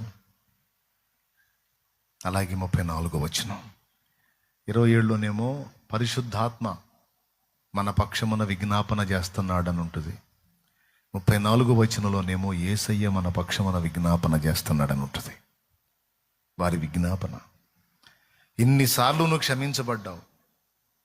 ఉగ్రత నీ మీదికి రాలా, కోపం నీ మీదికి రాలా, శిక్ష నీ మీదికి రాలా. పలు విధములుగా నువ్వు విసిగించినా సరే కోపం నీ మీదికి రాలా. దేవుని కోపం, దేవుని తీర్పు నీ మీదికి రాలా. క్షమాపణ వచ్చింది. నువ్వు అనుకుంటూ ఎట్లా జరుగుతుంది అని. యేసయ్య నీ పక్షంగా ప్రార్థన చేస్తున్నాడు, విజ్ఞాపన చేస్తున్నాడు. పరిశుద్ధాత్మ నీ పక్షంగా అడుగుతున్నాడు. అందుకే కోపం నీ మీదికి, నా మీదికి రాలా, లేకపోతే మనం ఎప్పుడో అవుట్. దేవునికే మహిమ. చెప్పండి నాయనా. గట్టుగట్టి పట్టుబట్టి అల్లుడిని మట్టు పెట్టాలని కుట్ర చేసి రాత్రింబగళ్ళు ప్రయాణం చేసి బహు సమీపంలోకి వచ్చిన లాబానును దర్శించి అంటాడు, యాకోబు దగ్గరికి వెళ్ళి నువ్వు మంచియే కానీ చెడ్డయే కానీ పలకకూడదు.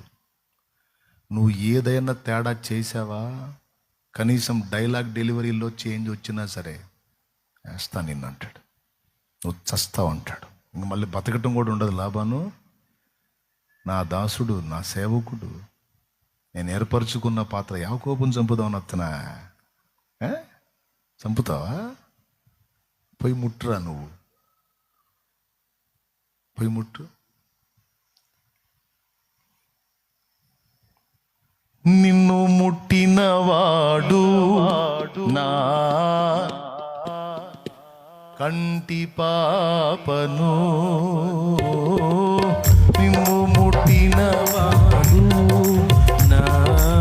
యాకోబు దగ్గరికి వెళ్ళి మంచియే గాని చెడ్డయే గాని నువ్వు పలకకూడదు అంటే, పోయి చంపుదామని పోయినోడు ఏమంటాడు తెలుసా? యాకోబు దగ్గర పోయి, అల్లుడు ఏంటి అల్లుడు ఈ పని? ఒక్క మాటలాగా చెప్తే మేళతాళాలతో వాయిద్యాలతో నిన్ను సాగనంపుదనే, దొంగ వచ్చినట్టు ఇట్లా రావటం తగునా? అంత అవసరం ఏముంది తమ్ముడు? కష్టం నీది, గొర్రెలు నీయి, మందలు నీయి, ఆస్తి నీది, అంతా నీది, నాకేమైంది? అబ్బా ఎంత కూల్గా మాట్లాడుతున్నాడు. ఒకవేళ దేవుడు దర్శించకపోతే యాకోబును పీస్ పీస్ పీస్ పీస్ చేసేవాడు. చూడండి, యాకోబు ఇంకా పూర్తిగా చేంజ్ అవ్వాల, ఇంకా కొన్ని లోపాలు ఉన్నాయి. ఉండగానే తన దాసునిలో ఇంకా కొన్ని లోపములు కొనసాగుతుండగానే విడువని కృప వెంటాడుతుంది. చూడండి, యేసయ్య కృప. కృపయే నాకు ప్రాకారము గల ఆశ్రయపురమాయను, నీ కృప వీడి క్షణమైన నేనెలా మనగలను. కృపయే నాకు కృప వెంటాడుతుంది యాకోబునే. దేవుని కృప, దేవుని కృప శత్రువును అడ్డగిస్తుంది, ప్రాణం తీయాలనుకుంటున్న వాళ్ళని అడ్డగిస్తుంది. ఈ సంగతి అంతా యాకోబుకు తెలియదు. యాకోబుకు తెలుసా? లాబానే చెప్తాడు లాబా, నీ దేవుడు, నీ పితరుల దేవుడు నాకు ప్రత్యక్షమయ్యి యాకోబు దగ్గరికి వెళ్ళి మంచియే కానీ చెడ్డయే కానీ నీవు పలకకూడదని వార్నింగ్ ఇచ్చాడు అల్లుడు. లేకపోతే నీకు బ్యాండు బాజా మోగేదల్లుడు, బతికిపోయావులేపో అంటే నాకు తెలిసి యాకోబు ఏం చేసి ఉండాలి ఒకసారి ఊహించండి.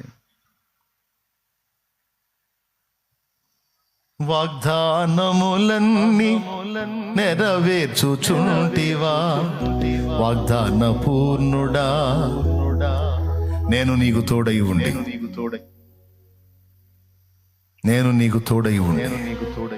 నిశ్చయముగా నిన్ను ఆశీర్వదింతును. నీవు వెళ్ళు స్థలమునకెల్లా నేను నీతో కూడా వచ్చేదను. ఆకాశ నక్షత్రముల వలె నీ సంతానమును నేను విస్తరింపజేసేదను. నిన్ను ఈ చోటికి మరలా నేను రప్పిస్తాను. వాగ్దానములన్నీ నెరవేర్చుచుంటివా వాగ్దాన పూర్ణుడా నా యేసయ్యా. అయ్యా, మాట మీద నిలబడ్డావా? వెంటాడుతున్నావా? నిజంగా నువ్వు అడ్డుపడకపోతే మావి చేతిలో చచ్చిపోయేవాడినే. కాపాడావా? సోదరుడా, సోదరి, నిన్ను ఆశ్చర్యకరమైన తన వెలుగులోని పిలిచిన దేవుడు అంత తేలిగ్గా నిన్ను అప్పగిస్తాడు అనుకుంటున్నావా? అంత తేలిగ్గా నిన్ను అప్పగిస్తాడు అనుకుంటున్నావా? పొరపాటును కూడా అది జరగదు.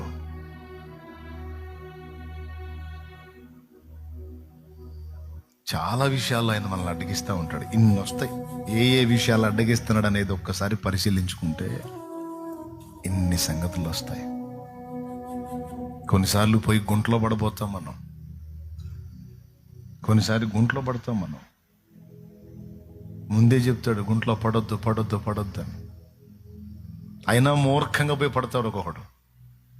ఏం చేస్తా? లాక్కొస్తాడు ఒడ్డుకి. స్తోత్రం. తీసుకొస్తాడు బయటికి.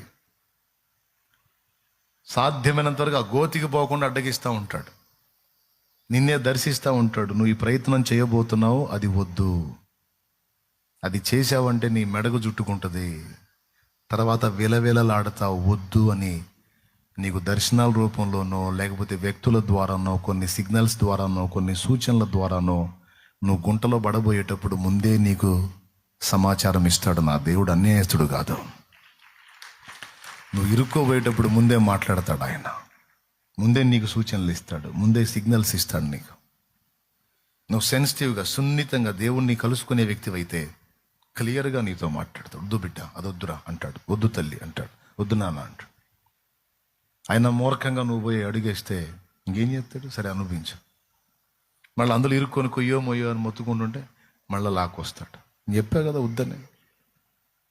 క్లియర్గా నీతో మాట్లాడాను కదా, వద్దు వద్దని చెప్పాను, ఎందుకు చేసుకున్నావు? కొంతమంది ఏమో సున్నితంగా విషయాన్ని గ్రహించే వాళ్ళేమో అర్థం చేసుకుని తప్పించుకుంటారు. అమ్మో దేవుడు వద్దంటున్నాడు, సిగ్నల్ ఇస్తున్నాడు, నాకు దేవుడు మాట్లాడుతున్నాడు, వద్దు నేను ఈ స్టెప్ తీసుకోనని చురుకైన వాళ్ళు వెనక్కి తగ్గుతారు.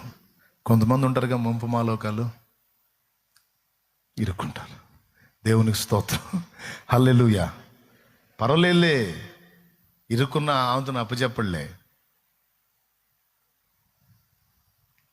బయటికి తీసుకొస్తాడు, తెస్తాడు, బయటికి తెస్తాడు. ఆయన తేకపోతే ఎవరు తెస్తారు?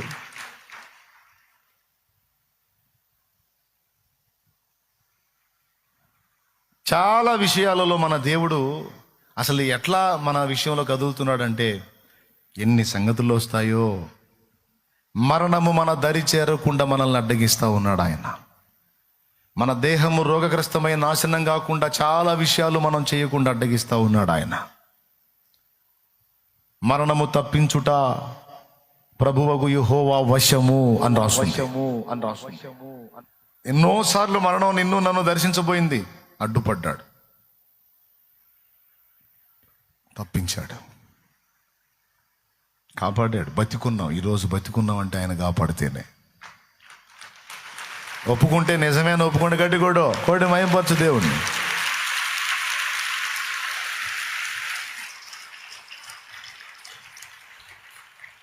ఇప్పుడు మన దేవుడు ఏమై ఉన్నాడు? ఏం దేవుడై ఉన్నాడు ఈరోజు చెప్పండి మీరు? అడ్డగించే దేవుడై ఉన్నాడు. దేవునికి స్తోత్రం కలుగునుగా. ఇక నువ్వు నోట్స్ పెట్టుకొని పెన్ను తీసుకొని ఇంకా ఏ ఏ విషయాల్లో దేవుడు నన్ను అడ్డగించాడు, నా మీదకి వచ్చే వాటిని అడ్డగించాడు అని లిస్టు చేసుకుంటే ఇన్ని వస్తాయి. అవన్నీ రాసుకుంటున్నప్పుడు నీ కళ్ళల్లోంచి కన్నీళ్ళు వస్తాయి. ఏడుపు వచ్చింది. ఎందుకంటే అవన్నీ నీ కోసం దేవుడు చేసినాయి. ఇదంతా దేన్ని బట్టి చేశాడో తెలుసా? నిన్ను పిలిచాడు చూడు, నిన్ను పిలిచాడు చూడు. ఆ పిలుపును బట్టి, నీ మీదున్న ప్రేమను బట్టి, తన కృపను బట్టి ఇవన్నీ నీకు నాకు చేసుకుంటూ వచ్చాడు ఆయన. ఇంతవరకు బాగుంది, ఇంతవరకు బాగుంది. ఇప్పుడు మనం వెంబడించిన దేవుడు, మనం ప్రేమిస్తున్న దేవుడు, మనం ఆరాధిస్తున్న దేవుడు, మనల్ని ప్రేమిస్తున్న దేవుడు ఏమై ఉన్నాడో మనం ఇప్పటిదాకా తెలుసుకున్నాం. అయితే ఇప్పుడు ఇంకొక మాట చెప్పి నేను ప్రార్థన చేస్తా. కేవలం దేవుని సంగతులు మాత్రమే చెప్పి ముగించాలని నేను ఈ మ్యాటర్ ఎత్తుకోవాలా. ఇంత విన్నా మనం ఏమై ఉండాలని దేవుడు కోరుకుంటున్నాడో ఆ సందేశం కూడా ఒక్క మొక్క మనం విందాం. అది అసలు మ్యాటర్.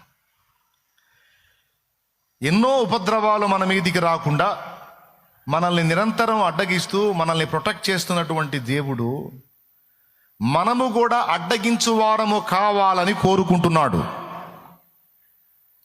అది మన విషయంలో దేవునికున్న ఒక ప్రణాళిక. మనము కూడా అడ్డగించువారము కావాలి అని కోరుకుంటున్నాడండి. ఇది కీలకమైన విషయం, ఇది వినాలి ఇప్పుడు మీరు. ఇప్పటిదాకా దేవుడు నిన్ను ఏ విధంగా కాపాడుకుంటూ వచ్చాడు, ఎన్ని విషయాల్లో సేవ్ చేసుకుంటూ వచ్చాడు నువ్వు విన్నావు. ఏ విషయాల్లో నీకు అడ్డుపడతా వచ్చాడో విన్నావు. ఆయన బిడ్డగా నువ్వు కూడా అడ్డగించే వ్యక్తిగా ఉండాలనేది దేవుడు ఆశిస్తున్నాడు. దీనికి మీకు బైబిల్లో కొన్ని నిరూపణలు ఉన్నాయి. ఇశ్రాయేలు దేవుని మీద తిరుగుబాటు చేశారు మోషే నాయకత్వంలో. ఓసారి మోషే మీద తిరుగుబాటు చేశారు, తద్వారా దేవుని మీద తిరుగుబాటు చేశారు. ఆ ఆత్మీయ నాయకుడి మీద తిరుగుబాటు చేయటం పరోక్షంగా దేవుని మీద తిరుగుబాటు చేయటంగానే దేవుడు పరిగణిస్తాడు. అర్థమైందా? మళ్ళీ చెప్పేదా? ఆత్మీయ నాయకుడి మీద తిరుగుబాటు చేయటం పరోక్షంగా దేవుని మీద తిరుగుబాటు చేయటంతోనే దేవుడు పరిగణిస్తాడు. మోషే మీద తిరగబడ్డారు, ఫలితంగా దేవుని మీద తిరుగుబాటు చేసినట్టు దేవుడు ఫీల్ అయ్యాడు, పట్టించుకున్నాడు దేవుడు. తెగులు రేగింది ఇశ్రాయేల్లో, పెద్ద తెగులు రేగి పిట్టలు రాలినట్టు రాలిపోతున్నారు. చూస్తానే పిట్టలు రాలినట్టు రాలిపోతున్నారు. ఇది మోషేకి అర్థమైంది. వెంటనే మోషే ఒక కేక వేస్తాడు అహరోన్ని. అహరోను అహరోను అహరోను ధూపార్తి తీసుకొని తెగులు సోకిన వ్యక్తుల మధ్యకి, తెగులు సోకినటువంటి వ్యక్తుల మధ్యలోకి వెళ్ళిపో. తెగులు సోకిన ప్రదేశానికి మధ్యలో నిలబడు. దేవుని కోపం రగులుకుంది, నువ్వు వెళ్ళి ఆయనను శాంతపరచు, ఆయనను అడ్డగించు అహరోను అని కేకేస్తాడు. వెంటనే భలే స్పీడ్గా అహరోను ఆ పని చేస్తాడు. ఒక ప్రాంతానికి తెగులు సోకిద్ది, ఇక రెండో ప్రాంతానికి అది విస్తరిస్తూ ఉంటుంది. ఈ రెండిటి మధ్యలోకి ఎంటర్ అయ్యి ధూపార్తి చేపుని దేవుని వైపు చూస్తాడు. దేవా శాంతించు, నువ్వు కోప్పడితే ఈ ప్రజల్లో ఒక్కడు మిగలడు, శాంతించు, శాంతించు నాయనా, కనికరించు, జాలిపడు, కృపచూపు, వారిని బ్రతకనివ్వు అని ఆయన ధూపార్తి చేత పట్టుకొని మధ్యలో నిలబడితే ఆ తెగులు నిలిచిపోయేను అని రాసుంది. ఎక్కడ రాసుందో ఏమన్నా చెప్పగలరా? సంఖ్యాకాండం 16వ అధ్యాయం 48వ వచనం. అదండి, చూడండి ఒకసారి. సంఖ్యాకాండం 16:48. అతడు చచ్చిన వారికిని బ్రతికి ఉన్న వారికిని మధ్యను నిలువబడగా తెగులు ఆగెను. బిడ్డలారా, చచ్చిన వారికిని బ్రతికున్న వారికిని మధ్యలో నిలబడ్డాడట. ఒకవేళ అహరోను ఆనాడు అడ్డగించకపోతే, ఎవరిని అడ్డగించకపోతే, దేవుని కోపాన్ని అడ్డగించకపోతే మొత్తం పిట్టలు రాలినట్టు రాలిపోయేవాళ్ళు. దేవుని ప్రజల మీదికి పెళ్ళున దిగుతున్న దేవుని కోపాగ్ని, ప్రచండమైన కోపాగ్ని తట్టుకోవటం ఎవడి వల్ల కాదు. ఆ కోపము దిగి రాకుండానట్లు వచ్చిన కోపమును దేవుడు ఆ కోపము నుండి మళ్ళు కొనున్నట్లు అహరోను దేవుని శాంతపరిచాడు. అహరోను చేసినటువంటి ఆ పనికి దేవుని కోపం ఆగిపోయింది, తెగులు నిలిచిపోయింది, మిగిలిన వాళ్ళంతా బతికిపోయారు. ఇక్కడ పాఠం ఏంటో తెలుసా? ఇక్కడ పాఠం ఏంటో తెలుసా?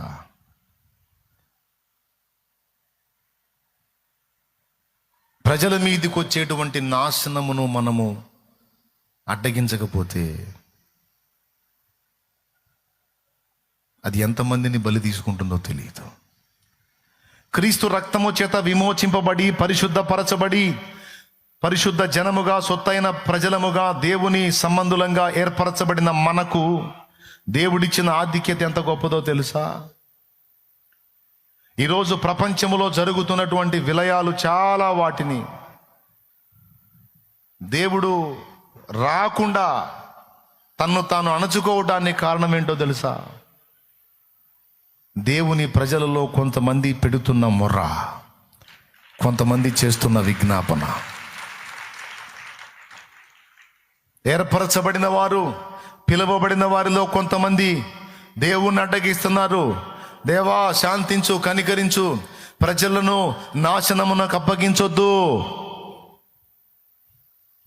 దేశం మీదికి ప్రపంచం మీదికి విలయాలను రానియొద్దు, సమూల నాశనం కానియొద్దు, దేవా మన్నించు, దేవా కృపచూపని పిలువబడిన వారిలో కొంతమంది అనుదినము తమ ప్రార్థన, విజ్ఞాపన, స్తుతి, ధూపము చేత దేవుని శాంతపరచుచున్నందున దేవుడు నాశనమును ప్రపంచం మీదికి రానియకుండా వెనక్కి దగ్గుతున్నాడు. అలాగూ తనను అడ్డగించడానికి దేవుడే కొంతమందిని వ్యక్తులను ఏర్పరచుకున్నాడు. అందులో నువ్వు నేను కూడా ఉన్నాం. తెలుసా నీకు ఆ సంగతి? దేవుడు అలా ఏర్పరచుకున్న పాత్రల్లో నువ్వు నేనున్నాం. నువ్వు అనుకుంటావు, నేను ఒక్కదాన్ని పొద్దునే లేచి ప్రార్థన చేస్తే, నేను ఒక్కదాన్ని 3ంటికి లేచి ప్రార్థన చేస్తే, నేను ఒక్కడిని 3ంటికి లేచి ప్రార్థన చేస్తే నా దేశం మీదకి వచ్చే నాశనమును తప్పించుదేవా, ప్రకృతి విలయాలను తప్పించుదేవా, నా దేశము నాశనం కాకుండా కాపాడుదేవా, నా ప్రజల్ని రక్షించుదేవా అని నేను పెట్టే మొర్ర ఏ గాలికో పోతుంది, అది దేవుని దగ్గరికి చేరదు అని నువ్వు అనుకుంటావు. సోదరుడా, కోట్లాది మంది ప్రజలలో నేను ఒక్కడిని ఎంత, ఏ పాటి వాడిని, నా ఒక్కడి వల్ల ఏం జరుగుతుందని నువ్వు అనుకుంటావు. ఎన్నడూ అలా రానియొద్దు.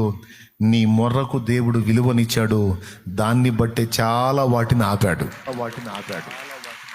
ఇప్పుడు అర్థం కాదు, రేపు నీకు అక్కడ పోయినాక అర్థమైంది. దేవుడే చెప్తాడు, నువ్వు ఆ జామున లేచి చేసిన ప్రార్థన విని, ఇదిగో ఇన్ని కీడులు రాకుండా నేను అడ్డగించాను, లేకపోతే వచ్చేయి చాలా మంది నాశనం అయ్యేవాళ్ళు, అవి రాకుండా ఆపటానికి కారణం ఎవరో తెలుసా? నువ్వే అంటాడు. అలా అడ్డగించే వాళ్ళలో మనం ఉండాలనేది దేవుని కోరికే. ప్రజల మీదికి నాశనం రాకుండా మనం అడ్డగించడానికి కూడా పిలువబడ్డాం. హల్లెలూయా. యెరూషలేమా, నీ ప్రాకారముల మీద నేను కావలి వారి నుంచి ఉన్నాను, రేయైనా పగలైనా వారు మౌనముగా ఉండరు అన్నాడు. మరి ఏం చేస్తారు? నా కోపము మీ మీదికి రాకుండా, నాశనము మీకు కలగకుండా వారు అడ్డగిస్తూ ఉంటారు. నేనే ఏర్పరిచాను వాళ్ళని, అడ్డగించు వారిని.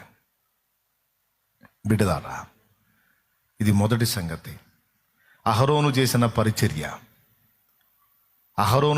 పరిచర్య, ప్రధాన యాజకుడైన అహరోను రొమ్ము మీద ఇశ్రాయేలు 12 గోత్రాల పతకమును మోస్తాడు.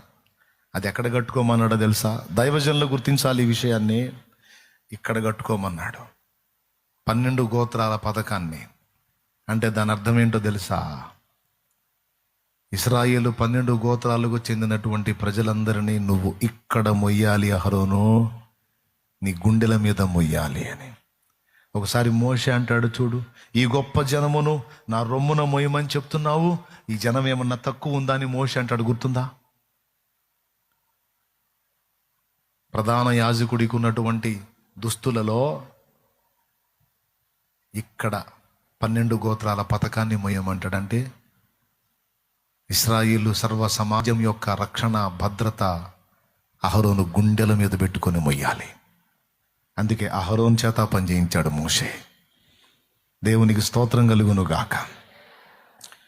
సంఘ క్షేమాభివృద్ధి కొరకు, సంఘము యొక్క భద్రత కొరకు సంఘము సత్యమందు స్థిరపరచబడుట కొరకు, సంఘములో దుర్బోధ తొలగిపోవుట కొరకు, సంఘములో సత్యస్థాపన జరుగునట్లు సంఘమును మన గుండె మీద మొయ్యాలి మనం.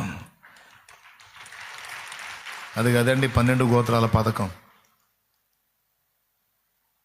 లైన్కి 4, 3 వరుసలు, 3 4 12 గోత్రాలు ఎక్కడ ధరించమన్నాడు? అది రొమ్ము మీద, దాన్ని గుండె మీద మోయాలి. దాని మీదికి నాశనం రాకుండా, కోపం రాకుండా, శాపము రాకుండా, దానిలో పాపం జరగకుండా దాన్ని మన గుండె మీద భరించాలి. దానికోసం మన విజ్ఞాపన ఉండాలి. ప్రతిదినము దాని విషయంలో మనం అడ్డగించాలి. శత్రువు దాన్ని అటాక్ చేయకుండా అడ్డగించాలి. దేవుని కోపం దాని మీదికి రాకుండా మనం అడ్డగించే పాత్ర పోషించాలి. దేవునికి మహిమ కలుగును గాక. హల్లెలూయా.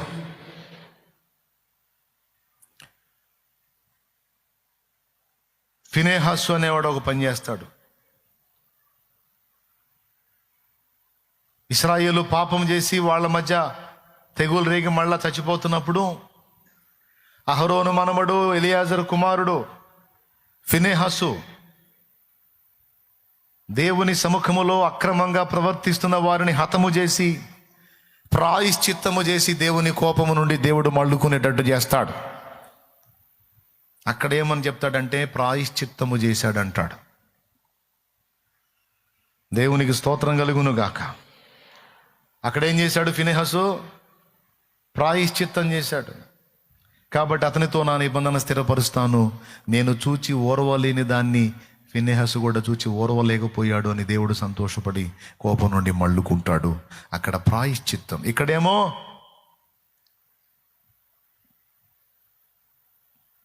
తెగులు నిలిపేశాడు, నాశనాన్ని తప్పించాడు. ఇక్కడ ధూపం వేసి, ఈ ధూపమేమో విజ్ఞాపనకు గుర్తు. అక్కడేమో ప్రాయశ్చిత్తం చేశాడు, చేసి ఇశ్రాయేలు మీద తెగులు తొలగిపోయేటట్టుగా ఫినెహాసు చేస్తాడు.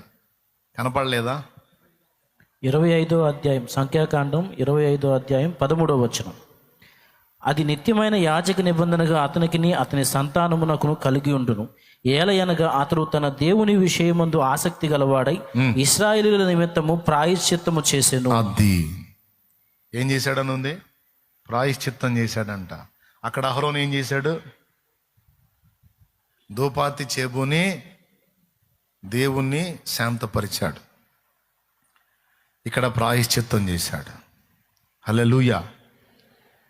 ఆ రెండిటికి 2 సంగతులు ఉన్నాయి. అదేమో విజ్ఞాపనకు స్తుతికి గుర్తయితే, ఇదేమో ప్రాయశ్చిత్తం. మరి ఇప్పుడు మనం సంఘానికైనా సమాజానికైనా ప్రాయశ్చిత్తం ఎలా చేయగలం? నాడు ఫినెహాసు చేసింది ఒకటి, తర్వాత ప్రత్యక్ష గుడారములో అహరోను యాజకుడుగా ఉండి చేసే ప్రాయశ్చిత్తం ఒకటి. అదేంటో తెలుసా? పశువు యొక్క రక్తమును తీసుకొని ఇశ్రాయేలు యొక్క పాపముల నిమిత్తం ప్రాయశ్చిత్తముగా బలి జరిగించుట. ఆ బలి రక్తమును తీసుకొని అతి పరిశుద్ధ స్థలములో ప్రోక్షించుట ఇశ్రాయేలుకు ప్రాయశ్చిత్తము చేయుట. ఇశ్రాయేలు విషయములో దేవునికి ప్రాయశ్చిత్తము చూపుట. మరి ఇప్పుడు మనం ఎట్లా చేయగలం ప్రాయశ్చిత్తం అంటే? ప్రతి దినము మన మోకాళ్ళుని యేసు రక్తమును సంఘం మీదికి ప్రోక్షించుట, యేసు రక్తము సంఘమునకు ఆపాదించుట ద్వారా మనం ప్రాయశ్చిత్తం చేయగలం. ప్రభువా, సంఘము మీద నీ రక్తము ప్రోక్షించు, సంఘములో ఉన్న ఒక్కొక్క ఆత్మని నీ రక్తముతో కడుగు, నన్ను కడుగు, నా ఇంటి వారిని కడుగు, సంఘమనే నా కుటుంబాన్ని కడుగు, మమ్మల్ని అందరినీ నీ పరిశుద్ధ రక్తము కిందికి తీసుకో, నీ రక్తముతో కడుగు, పరిశుద్ధపరచు అని యేసు రక్తమును ప్రాయశ్చిత్తార్థ బలిగా ఆయన చిందించాడు గనుక ఆ రక్తము కిందికి మనం ప్రతిదినం సంఘమును, ఇంటి వారిని తీసుకొని రావాలి. సీరియస్గా తీసుకుంటున్నారా, వదిలేస్తున్నారా? దేవుని బిడ్డలారా, ప్రతిదినం మనం చేయాల్సిన ప్రార్థన ఇది. స్తుతి, విజ్ఞాపన, వీటితో పాటు రక్తము కిందికి ప్రజలను తెచ్చుట. ఏమైనా అర్థమైందా నేను చెప్పింది మీకు? ప్రతిదినము నీ గడప యొద్దనే కాచుకొని కూర్చున్నాము, ప్రజలందరినీ రక్షించమని నిన్నే వేడుకున్నాము. ప్రేమ కలిగిన యేసు దైవమా నీవే మాకు శరణం. ప్రేమ కలిగిన యేసు దైవమా నీవే మాకు శరణం. పాపుల కోసం చింది ఉన్నని రక్తమే మాకు అభయం. పాపుల కోసం చింది ఉన్నని రక్తమే మాకు అభయం. దేవా దర్శించుము, దేవా దీవించుము, దేవా దర్శించు మా దేశం, మా భారతదేశం. విజ్ఞాపనలు చేశాము మా దేశ ప్రజల కోసం. దేవా దర్శించు మా దేశం, మా భారతదేశం. విజ్ఞాపనలు చేశాము మా దేశ ప్రజల కోసం. హల్లెలూయా. దేవుడు కూడా వెతుకుతాడట. ప్రాయశ్చిత్తం చూపించే వాళ్ళు ఎవరు, ప్రాయశ్చిత్తం జరిగించే వాళ్ళు ఎవరు? గుర్తుపెట్టుకో, నీ ఇంటి వారి కొరకు.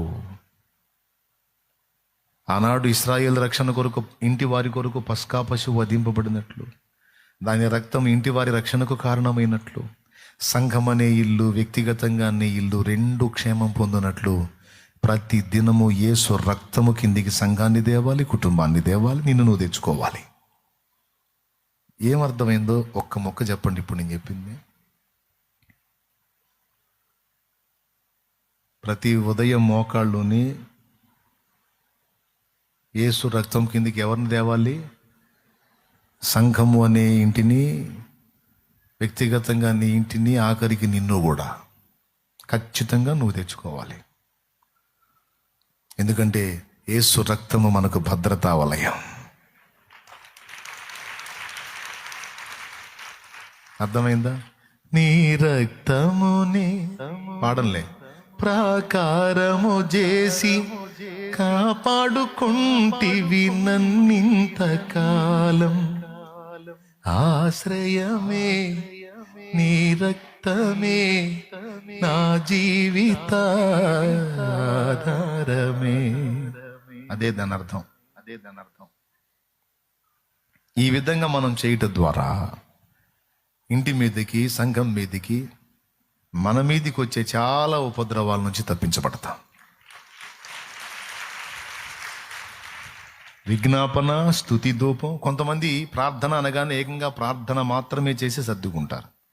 ప్రార్థన గంప నిండిద్ది, స్తుతుల గంప నిండదు. స్తుతి ధూపం ఉండాలి. స్తుతి ధూపం, స్తుతే. స్తుతి ఆరాధన. ఒక పాట పాడుకోవటమో, స్తోత్రాలు చెప్పుకోవటమో, స్తుతించటమో, కాసేపు నాయన చేసిన మేళ్ళన్నిటిని బట్టి స్తుతించటం, కీర్తించడం, మయంపరచడం అనేది చేయాలి. తృప్తిగా దేవుణ్ణి స్తుతించుకున్న తర్వాత అప్పుడు విజ్ఞాపన మొదలుపెట్టు. మొదట దోషములను ఒప్పుకొనుట, రెండవది స్తుతించుట, దేవుడు చేసిన ఉపకారములన్నిటిని బట్టి కృతజ్ఞతాస్తుతులు చెల్లించుట, మూడవది సంఘం కొరకు, నాలుగవది దేశం కొరకు, ఐదవది నశించిపోతున్న ఆత్మల కొరకు, ఆరవది నీ వ్యక్తిగత కుటుంబం కొరకు, ఏడవది పరిశుద్ధాత్మ అభిషేకం కొరకు, ఆత్మ నడిపింపు కొరకు, శత్రువు మీద జయం కొరకు నువ్వు ప్రార్థన. ఇది 7 అంశాలు దేవుడు నాకు నేర్పిన ప్రార్థన. దేవుని సముఖంలో నేను సిద్ధపరచుకున్న ప్రార్థన. అర్థమైందా? ఇది రెగ్యులర్గా నేను మీ చేత చేపిస్తూ ఉంటాను. అందులో మొదటిది ఒప్పుకోలైతే, రెండవది స్తుతి. స్తుతుల గంప ఎంతమంది నింపుతారు? దూతల గంపలు తీసుకొని వస్తే ప్రార్థనల గంప సమృద్ధిగా నిండిద్ది, కానీ స్తుతుల గంప నిండదు. పాపం స్తుతి గంప తెచ్చిన దూత ఒట్టిగా పోవటమే. ఏమిటయా నీ పాత్రలో స్తుతులు లేవు అంటే వాళ్ళు అంతే చెల్లించారు తండ్రి. నిజంగా ఇలా జరిగిద్దా? మన ప్రార్థనలో స్తుతులు దూతలు తీసుకొని వెళ్తారా? బైబిల్లో చూపిస్తారండి. చూడు, ప్రకటన గ్రంథం 8వ అధ్యాయం తీసుకో, మొదటి వచనం నుంచి చదువు. ఆయన 7వ ముద్రను విప్పినప్పుడు పరలోకమందు ఇంచుమించు అరగంట సేపు నిశ్శబ్దముగా ఉండెను. అంతట నేను దేవుని ఎదుట నిలుచు 7 దూతలను చూచి తిని, ఆ తర్వాత 7 బూరలు వాళ్ళకి ఇవ్వబడతాయి, అన్ని వద్దులే గాని. మరియు సువర్ణ అయ్యా 3వ వచనం నుంచి చదువు నానా.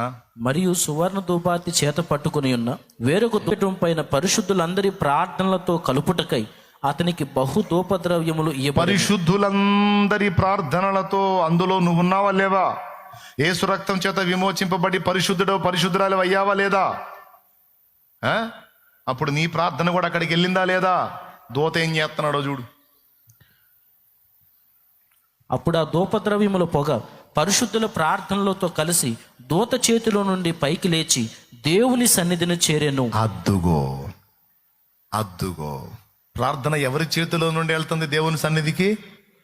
సరిపోయిద్దా ఈ నిరూపణ? ఎవరి చేతిలో నుంచి వెళ్తుంది? దూత చేతిలో నుండి వెళ్తుంది. అప్పుడు మన ప్రార్థనలు తీసుకెళ్ళడానికి ఎవరు వస్తారు? ఉందా? నీకు దండం పెడ చెప్పండి.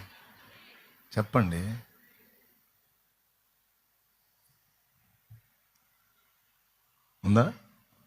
అది అంటే నువ్వు మోకాళ్ళు నిన్నప్పుడు ఖచ్చితంగా నీ ప్రార్థన గైకొనటానికి దూతలు వస్తారు.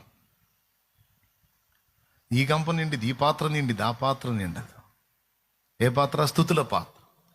ఆయన మనం చేసే స్తుతి ఏందో, మన ప్రార్థన ఏముందిలే అన్న. ఆయన పరిశుద్ధుడని కెరూబులు, శరాబులు, దూతలు, మహాదూతల చేత నిత్యము కొనియాడబడుతుంటే వాళ్ళు చేసే స్తుతిలో మనం చేసేది ఏ మూలకన్నా? మనం చేయకపోయినా నడిచిద్దని అంటే వింత ఏంటో తెలుసా? వాళ్ళు అంత స్తుతించినా వాళ్ళ దాన్ని ఆయన పట్టించుకోడు. వాళ్ళు చేస్తున్నారు, అది వింటాడు, అది వేరే సంగతే.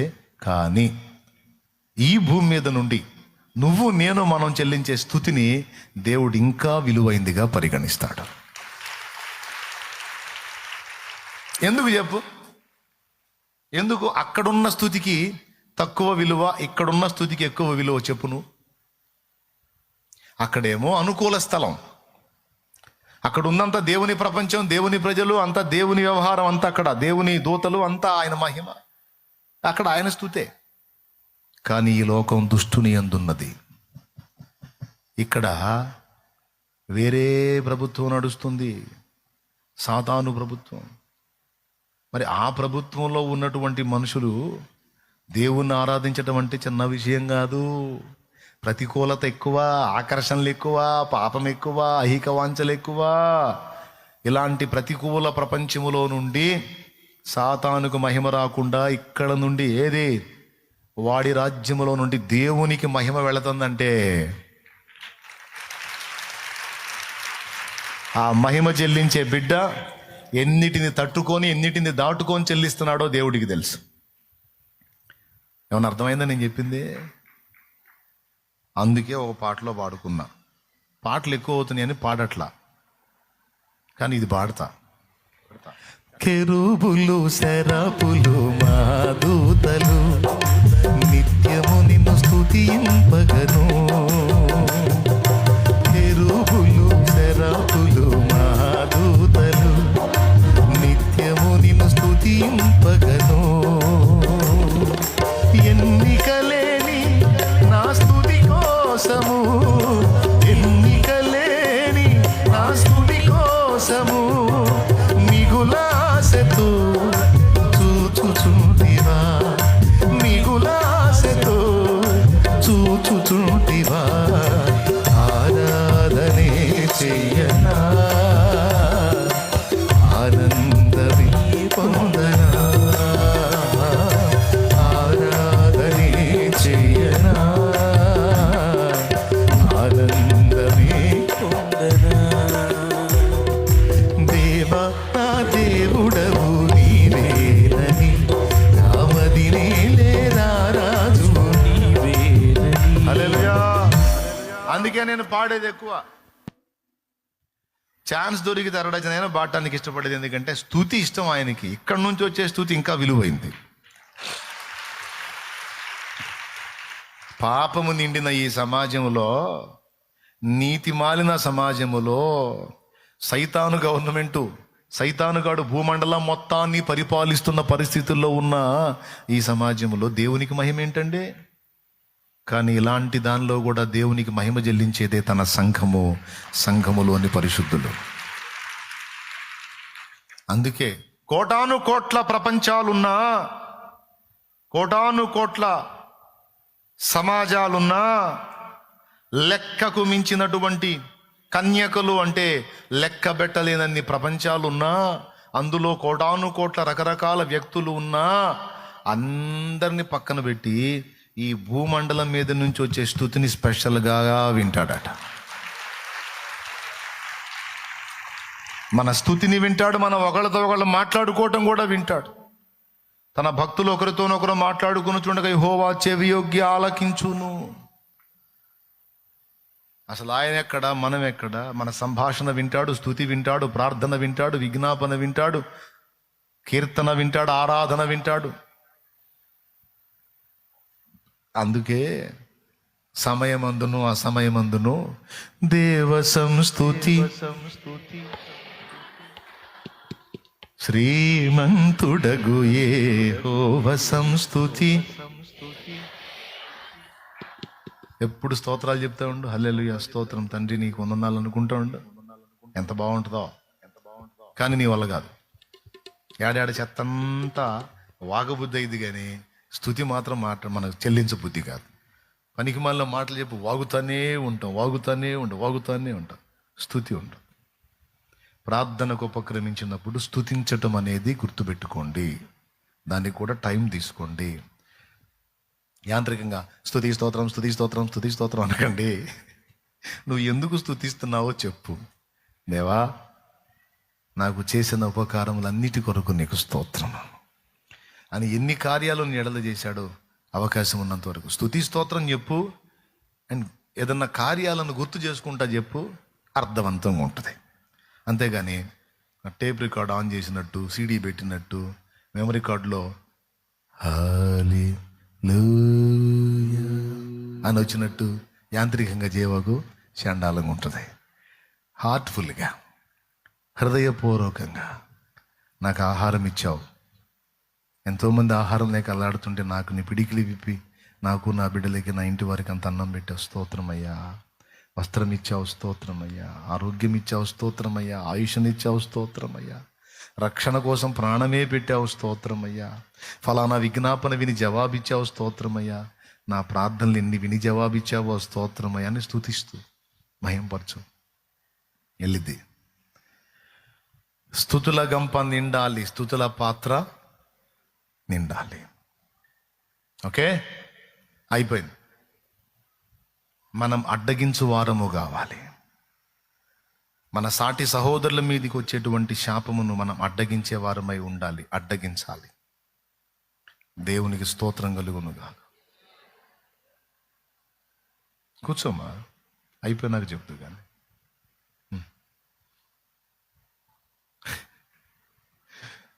కింద పడేసేటట్టున్నావు. చిన్నగా లాగాలి. ఏంది అట్లా లాగుతున్నావు? కింద పడేసేటట్టున్నావు నువ్వు. నేను చెప్పిన అర్థమైనా నీకు? తప్పకుండా వాటిని ఫాలో అవ్వు బిడ్డ. మన సహోదరులు దారి తప్పి పతనం వైపు నడుస్తుంటే వాళ్ళని అడ్డగించి ఎట్లనైనా దైవిక ప్రేమతో వాళ్ళని దేవుని యొద్దకు నడిపించే వారంగా ఉండాలి. సువార్త ప్రకటన ద్వారా సాతాను మనుషుల్లో చేసే నాశనాన్ని అడ్డగించే వారమై ఉండాలి. మనం ప్రార్థించటం, స్తుతించటం, ప్రాయశ్చిత్తం చేయటమే కాదు, సువార్త ప్రకటించటం ద్వారా మనుషులకు కలిగేటువంటి నిత్య నరకం అనే శిక్షను మనం అడ్డగించి ఆత్మలను కాపాడుతున్న లెక్కలోకి వస్తాం. మనం సువార్త ప్రకటన మనం చేయకపోతే మనం అడ్డగించే వారి లిస్టులో ఉన్నాం. ప్రకటించాలి. ఎంతమందికి నువ్వు పరిచయం చేయగలవు యేసయ్యను గురించి?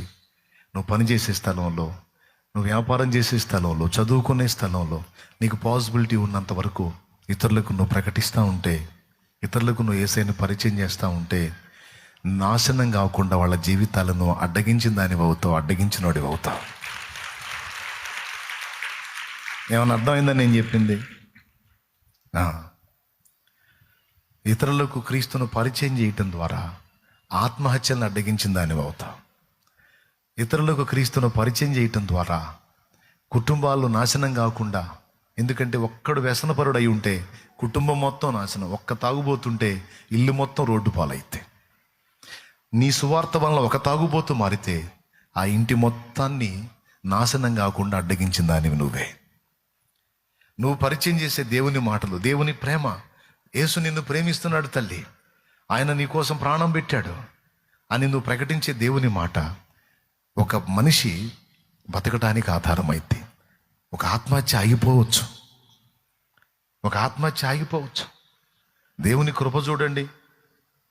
ఇక్కడుండి నేను ప్రకటించినవి చిన్న చిన్న పీసెస్గా చేసి మెసేజ్లు, షార్ట్ మెసేజ్గా పెట్టినాయి, ఎంతోమందికి వెళ్ళినాయి. ఎంతోమంది ఆత్మహత్యల నుంచి కాపాడబడ్డామన్నా అని ఫోన్లు చేసేవాళ్ళు, మెసేజ్లు పెట్టేవాళ్ళు, వచ్చి కలిసి చెప్పినోళ్ళు. దేవుడు నిన్ను ప్రేమిస్తున్నాడమ్మా, నీకోసం చనిపోయిన వాడు ఉండగా నువ్వు చావాల్సిన అవసరం లేదని పరిచయం చేసిన వాక్కు ఒక వ్యక్తి చావకుండా అడ్డుపడిందంటే, మరి నువ్వు నోరు తెరిచి ఇతరులతో మాట్లాడితే, యేసయ్య వాక్కు నలుగురికి అందిస్తే ఎన్ని ప్రాణాలు కాపాడబడితే ఒక్కసారి ఆలోచించు. ఏమంటావు? నిజమా కాదా? నువ్వు ప్రార్థించుట ద్వారా, స్తుతించుట ద్వారా, ప్రాయశ్చిత్తం చేయటం ద్వారా, సువార్త ప్రకటించుట ద్వారా, నీ సహవాసం ద్వారా కొంతమంది ఆత్మీయతలో పతనం కాకుండా నీ స్నేహం ద్వారా కాపాడతావు. సోదరి, మరో సోదరుని నువ్వు అలా బలపరచగలవు. సోదరుడా, మరో సోదరుణ్ణి నీ స్నేహం ద్వారా వానికి ఆత్మీయత నేర్పగలుగుతావు, భక్తి నేర్పగలుగుతావు, ప్రార్థన నేర్పగలుగుతావు, పతనమయ్యేవాడిని బలపరచగలుగుతావు. ఈ విధంగా అడ్డగించే లిస్టులో మనం ఉండాలి. మన దేవుడు అడ్డగించే దేవుడు, మనం కూడా అడ్డగించే వారం కావాలి. అలాంటి మనసు, అలాంటి భారం మనందరికీ నా తండ్రి దయచేయును గాక. ఆమేన్.